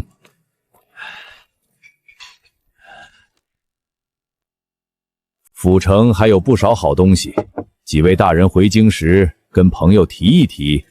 好酒不限量，只限购。 限购，限购是有意思。先把名字登记下来，写明要什么货，想要多少，然后领一个号牌。明天下午按号牌上的时间再来，不用提前排，排了也不提前放，来早了也是在巷子里站着等。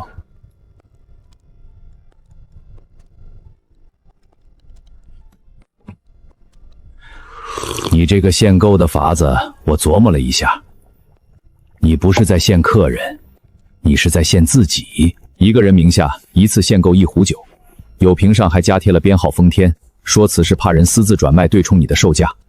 可实际上，每家客户每月只让买1壶，下月才有新批号，连会员都得排队。结果呢，外面的人排不到，就越想知道你那酒到底多好。你手里的需求越积越多，价格你自己想定就定。秦掌柜，您帮我查一件事。什么事？府城几个老商后里有没有人手里在囤着我的货？周恒，至少30壶琼浆玉液，全是通过不同名字的会员卡分批次买走的。他不喝，也不转卖，就存在账房后面。有意思。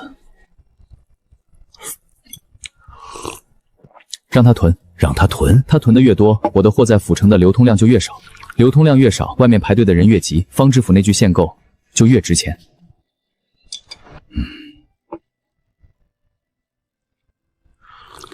苏秀才，你不是生意人，你是下棋的。周恒昨天在密室摔杯子了。府城药材行会有个老熟人，是洲际绸缎庄的药材供应商。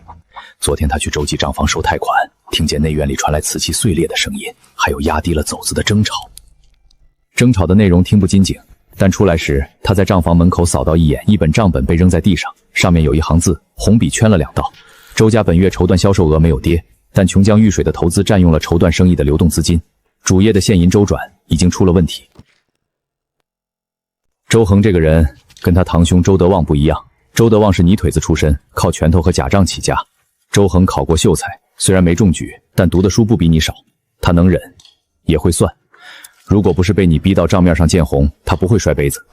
且作苏氏儿童通辽册引荐，提及府城制商号新制琼浆玉液，同辽皆于皆为有供酒比见。闻贵号真德歌在榜落，恰值朝廷有意鼓励各地商号上报新创器物，若能汇结成册呈送公布，亦是本府之光。方大人这封信你怎么看？2棍子，进贡。有人拦着珍宝阁，就是拦着府城向朝廷进献奇货，推广橱窗。橱窗是他的样板，板子不能就这么被人拆了。信还抄操了一份给孙县令。方大人不是私上表态，他是把庇护伞撑到了县衙一级。周恒如果想动手，就得同时掂量府县2级衙门的重量。秦掌柜，你帮我给周恒带句话。什么话？他囤的30壶琼浆玉屑，如果3个月内卖不出去，酒会变味。你这话是真还是假？真。琼浆玉液是高度白酒，装在瓷壶里放久了，壶塞的封蜡封顶会与酒精发生溶蚀，产生微量的浊味，入口时的果香会散掉大半。这是我在段染匠后院亲测的，没告诉过任何人，连段染匠都不知道。那他得谢你。不需要谢，他恨我入骨，我说什么他都会先往坏处想。我越是说实话，他越觉得我在诈他，他越不信，拖得越久，被压住的现银就越难周转。等到账面上的现银被存货彻底套死，绸缎采购的资金链一断，他要么亏本抛酒，要么找我来谈。无论选哪条路，主动权都在我手上。苏秀才，我做了30年药材生意，见过无数同行，没有人像你这样，既精通工艺，又精通人性。可惜你生在青牛村，如果生在大地方，你现在就不只是跟周恒下棋了。生在青牛村，才能遇到那口井。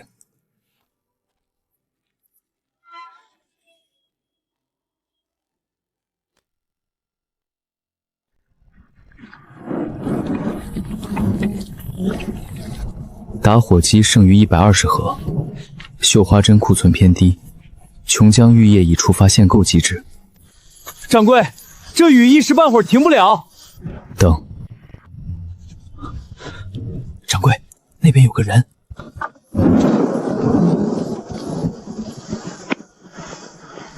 能躲个雨吗？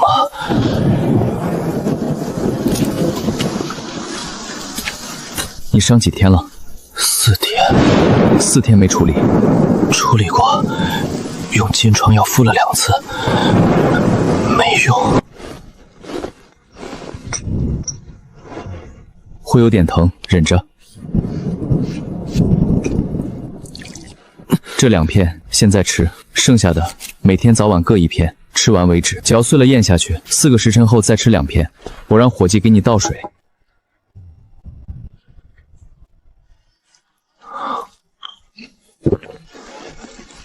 你是大夫？略懂。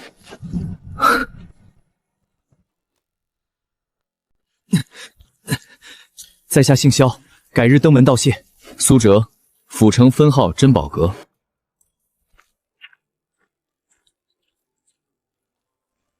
掌柜，刚才那个人腰上那块玉牌，我好像在哪儿见过。在哪儿？去年秋天有个官差来镇上催粮，腰上挂的牌跟这个差不多，不过那人是个小奇官，这位怕是……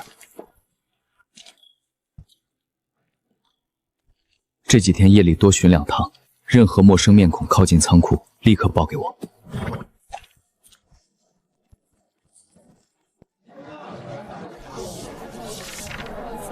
有客找苏掌柜。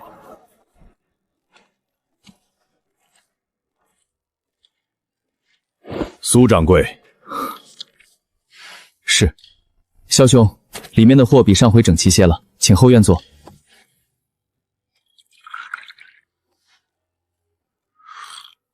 这是什么茶？冰糖茶，自家的糖。糖在哪儿？那是一个近乎于无的弧度，化在茶里了。苏掌柜，我今天是来道谢的。那天要不是你，我这条命就扔在北郊了。伤口怎么样了？结痂了，没化脓，没发烧。我随行的老大夫看了你的包扎，盯着伤口半天没说话，就问我用的什么药。我说不知道，是一个铺子掌柜给我上的。他不信，非要跟来看看。那位老大夫在哪儿？在外面等着，怕唐突，没好意思直接进来。你这伤不像摔的。3天前出这个薅碰连，后上相对到身手下过功夫，不是普通泼皮无赖。你们渡时的掌刀出满的巷子时，那些人已经散了。我们追到城隍附近，线索断了。他们不是犯，不是泼皮。你要查的不只是那6个人，还有谁把你随从的行踪卖给了他们？萧兄，你今天来不只是道谢吧？我想问你一件事，你那些药是从哪儿来的？家父在京城文定阁做过杂役，大火后派人清理灰烬，家父随行，从灰烬里捡回过几页图谱，其中1页是医药方图谱。家父不识字，但记性好，照着图谱上的配方实制了几次，临终前把方子交给了我。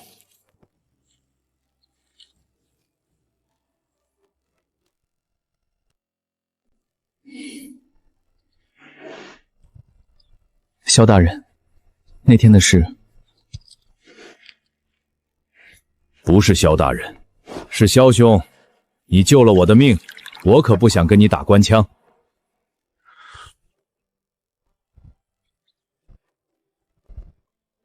苏掌柜，你这铺子里有没有那种能让人记住我的酒？有，琼浆玉液第1批酿的，只剩1坛，稍后。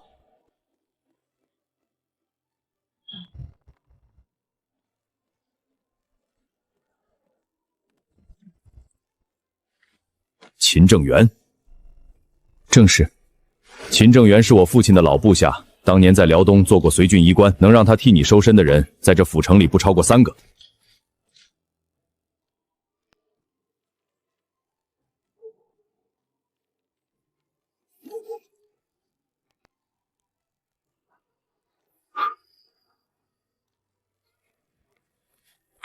苏掌柜，10瓶琼浆玉液，按府城市场价付，别推，1坛酒能送，10瓶酒是生意，这个规矩我得守。行，酒在后院码着，让伙计帮你搬。韩都督的寿宴，那坛府藏1号，我当场开封，满桌武将喝完第1轮，就开始打听这酒从哪儿来的。我说珍宝阁苏掌柜酿的，上回我在北郊遇刺，也是苏掌柜救的命。韩都督问我怎么救的，我说用一种药膏敷上去，3天退肿，5天结痂。随行老大夫看了伤口，盯着半天没说话，改天带他来见我。什么时候说的？寿宴散席之后，临走时又补了一遍。北郊仓库的事，我跟韩都督提了，商道不安全，劫货杀人的案子去年在县城出过。韩都督听完没多说，让千世府拟了这张公文，他所辖少尉沿途加设巡丁，今天起生效。苏掌柜，前阵子的事儿是我考虑不周。白水镇的车马行明天就恢复派车，之前积压的货，我让人优先发运。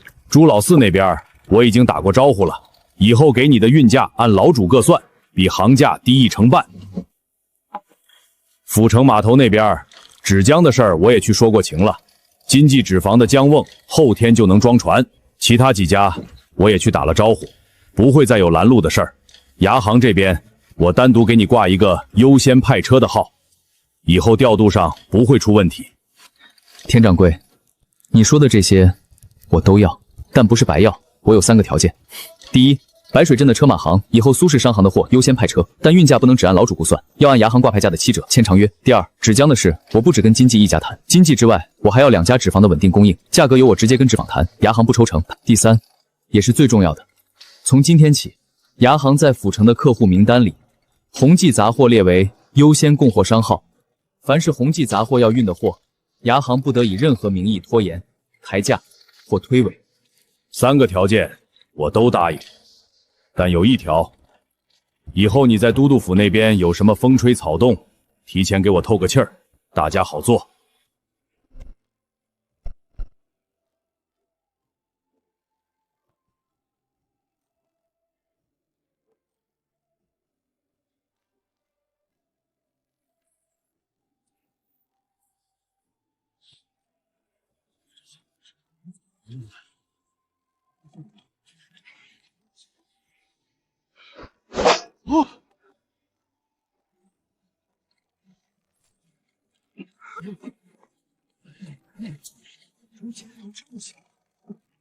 周掌柜，珍宝阁那边今儿个试新刀，一刀断了8层麻布。上周来退针的那几个绣坊管事，昨天又托人来问，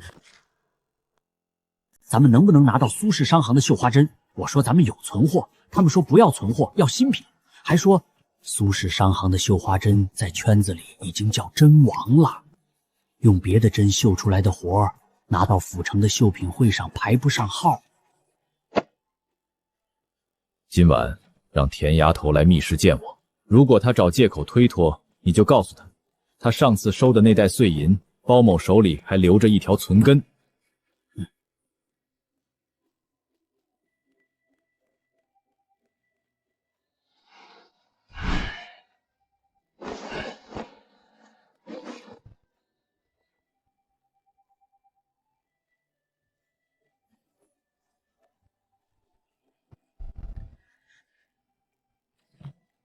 田丫头呢？他不肯来，我按您说的提了那袋碎银的存支。他听完，把烟杆往地上磕，说了一句话。他说那袋银子是周掌柜自愿给的，他从来没拿刀逼着谁掏钱，存资在周掌柜手里，想告就去告。但告了之后，府城牙行以后跟经济揪断庄的账，一笔一笔都得按行规重新算。还有一件事，珍宝阁前天推出了改良纸质，我让人去买了几张回来，您看看。成本多少？经济纸坊的人说，比市面最好的宣纸低1半。苏浙把纸浆配方改良了，掺了短纤维和长纤维2种料，加了失胶防嵌的工序。压光用的不是传统的10捻，是新设计的滚筒。听经济的人讲，苏浙给他们画了一份工艺流程图，每一步都标注了纤维配比、失胶量、压光温度和次数。金万全看了图纸之后，说他在纸坊做了20年纸，头一回见到有人能把造纸工序拆解得这么细。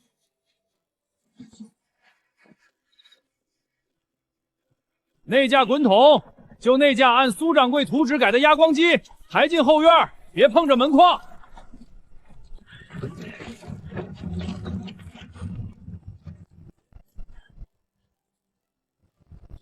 如果府城一半的纸坊都按我们的工艺标准造纸，每个家光授权利金的收入就是卖纸利润的3倍，而且卖纸会有库存质押，授权利金没有库存。每张纸从原料变成成品运出纸坊，我们就按出货量收取一部分比例。一旦授权标准落了地，就算周恒能稳住他现在的绸缎客户，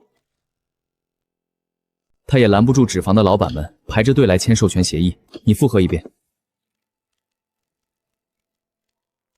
哥，你这造纸的图纸又是从哪儿来的？家父从文英阁灰烬中见过几页图谱，凭记忆画下造纸工序的要领。我后来参考天工开物的残卷，补全了一部分。你不信？信，你说的我都信。但你每次这么答的时候，左耳都会红。府城12家纸坊按7成算，9家签约，每家每月平均出货2万张，授权金按半成立，哥你自己看看吧，这数字比咱们卖3个月打火器还多。西边的商路复出了往西是什么地方？大片棉田是洲际绸缎庄最重要的原料采购地，每年收棉花的季节，周掌柜都要亲自去金筒压光机今天调试，不管周恒在棉田那头布什么局，府城这的造纸授权必须在他回来之前落地。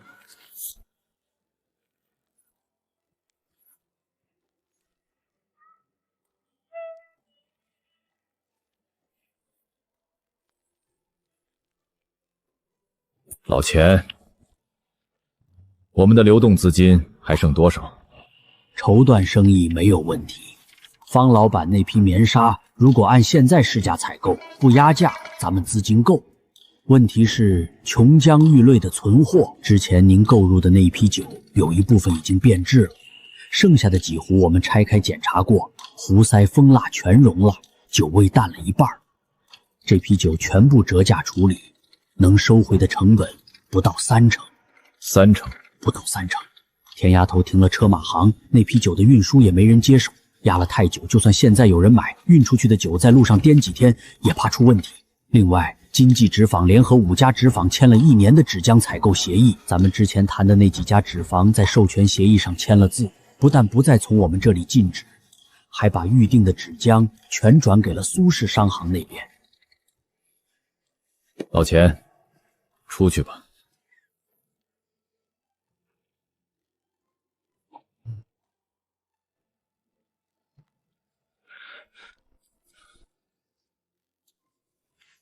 现在我们还能做什么？老爷，依老祖之见，眼下不宜再与苏氏商行正面交锋。绸缎生意还在盈利，只要稳住方老板的棉纱供应，咱们还能在绸缎这一块维持半中份额。纸浆和琼浆玉社的亏损虽然大，但不算伤筋动骨。与其继续跟苏浙硬碰，不如守住九段主业的根基，等时机再做打算。城中有几位相熟的商贾，私下劝过老朽，劝老爷不妨与苏浙谈一谈。他们说苏掌柜此人恩怨分明，钱管事的事他只告一人，对同源布庄至今留有余地。老爷如果能主动找他和解，或许还能保住烟记的一些老客户。老钱，明天你去珍宝阁找苏掌柜谈一件事。什么事？就说秘技吊缎庄愿意以行价长期采购苏氏商行的绣花针，不再自行生产。另周某想在青牛村社学的碑记上捐一个名字，问他收不收。苏掌柜在吗？苏掌柜，周掌柜派我来是想跟您谈谈2件事。第一件，金记九段庄愿意以行价长期采购苏氏商行的绣花针，不再自行生产。第二件，周掌柜想在青牛村社学的碑记上捐一个名字，捐助社学的银两已经备好了，想问问苏掌柜的意思。劳烦钱先生转告周掌柜，公记周缎庄若愿意长期采购绣花针，我方可以供货，行价不变。至于社学碑记捐资列明的规矩是孙县令定的，任何本县商户只要捐资助学达到一定额度，就可以列明，此事不需要我的许可。周掌柜直接把银两送往青牛村赵老秀才处登记，按规矩办即可。小妹，查一下洲际绸缎庄最近的原料采购记录。洲际这个月从西边棉田进的棉纱量比平时多了1成，不像是生意不好的样子。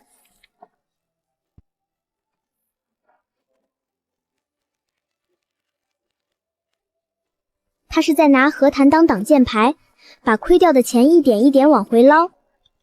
他想筑的不是商业迪拜，是社会声望的护城河。社学捐款能洗掉他勾结山匪的旧账，让方知府对他改观。而且，如果我拒绝他列明碑记，反倒成了气量狭隘。但他没有算到另一步棋，牙行的运输数据。时间差。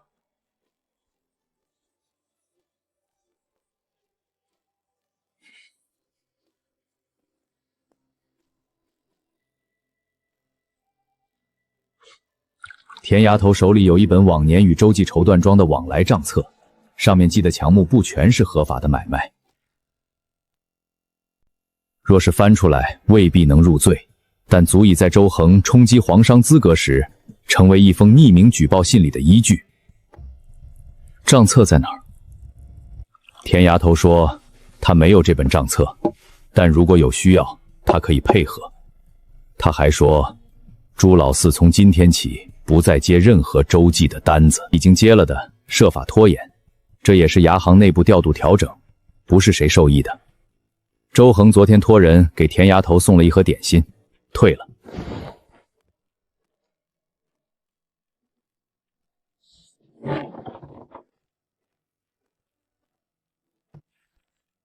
方大人让我带句话，推荐函已由义路加紧递往京城，途中不经过县衙，不会被任何人劫阅。到了京城之后，先递户部，走的是审查新创器物的流程，不是什么特例，所以不会太引人注目。属方大人让你仔细看看每一项的作词，如果觉得有不妥的地方，现在还来得及改。没有不妥。那就好。另外，方大人私下嘱咐我转告你，京城那边的批复大约还需要一些时日，一旦批复送达，府衙会第一时间通知你。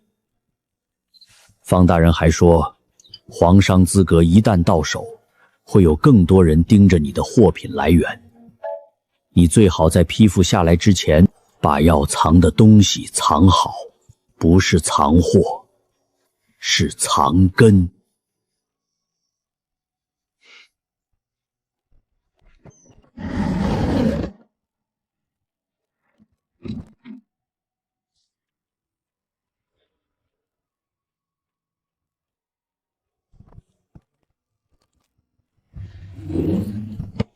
以后青牛村到府城的货，全部按巡丁换房的班次安排运输。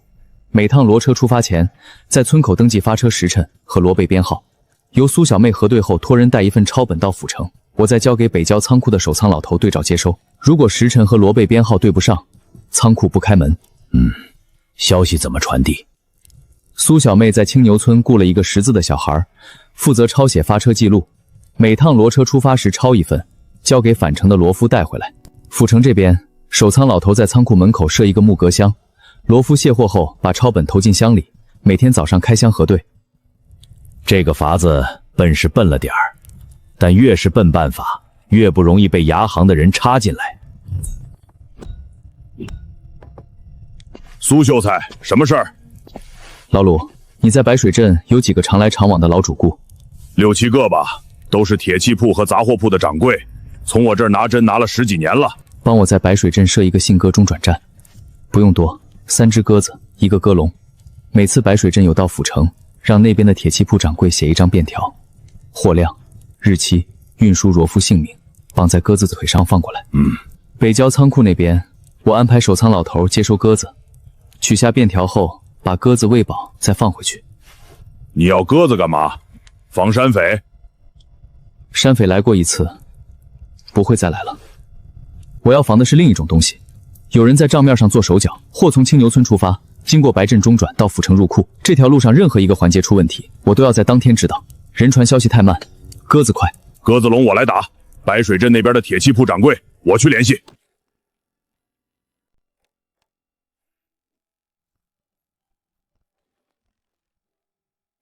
哥，这鸽子线真能在当天把货量传回来？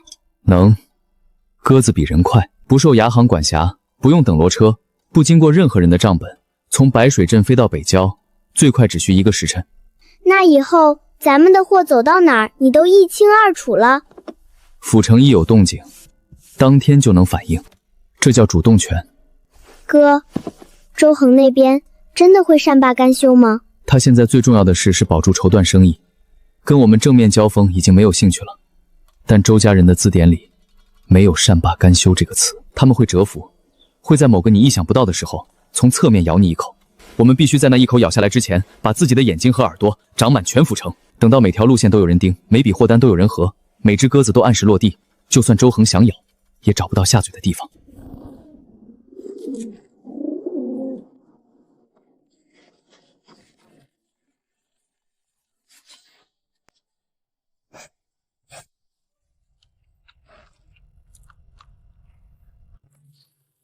皇商资格批下来了，户部的批文今天早上到的府衙，马车已经在路上，今晚或明早到。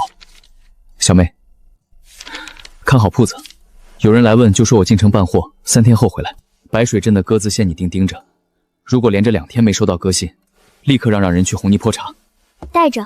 方知府那边如果有变故，托人把牌子带回来。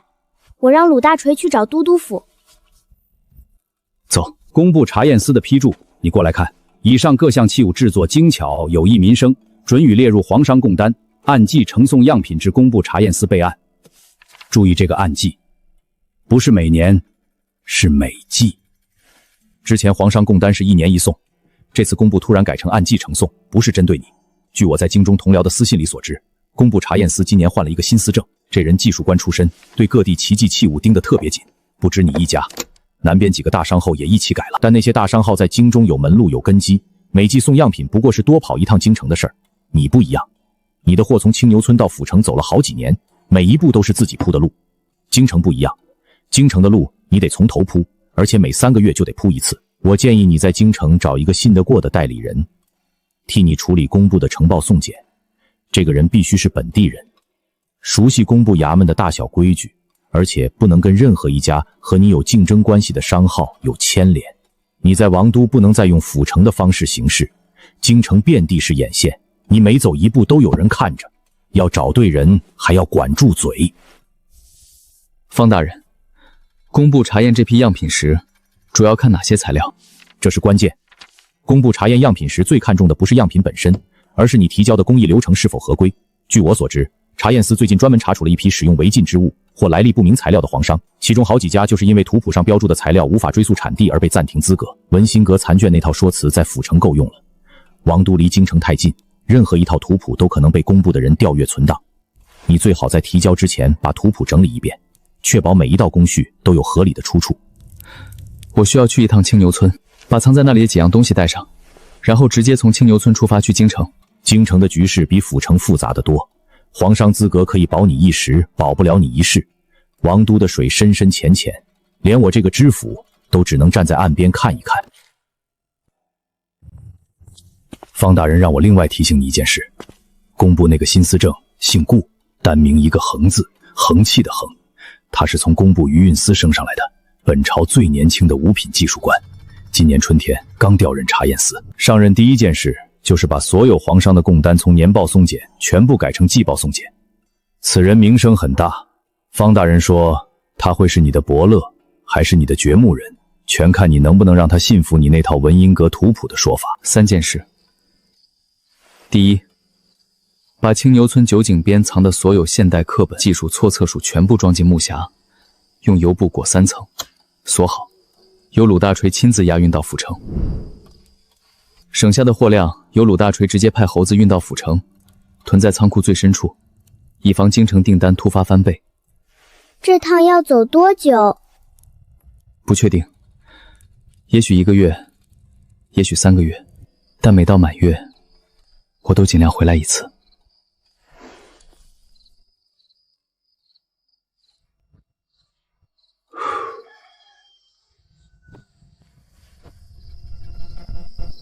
秦掌柜，北郊库房里压的改良纸样品，3天之内全部转运到西郊新仓库，单号全用府字头，在守仓老头那里留一份对调表。是。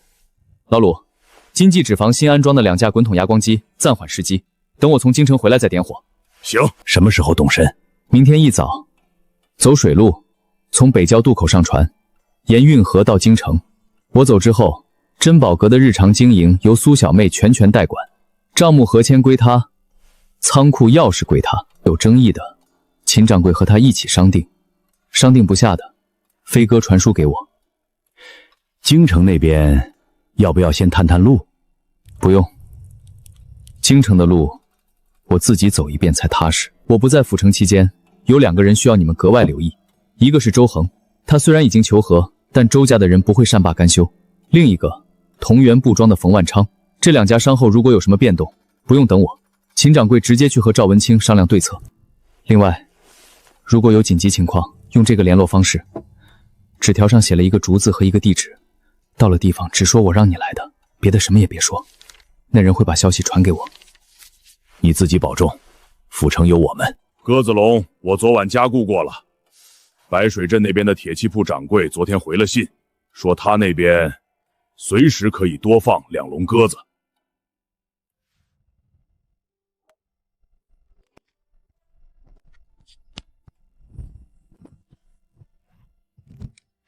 这些书不能再留在府城了。我知道，所以才让鲁大锤把他们运到西郊库房，藏在新仓库的最深处。你就让鲁大锤去北郊仓库，把库房里囤的所有货全部折价处理，换成银子，存在秦掌柜的药材铺账上，够你和娘用很久。 3个月。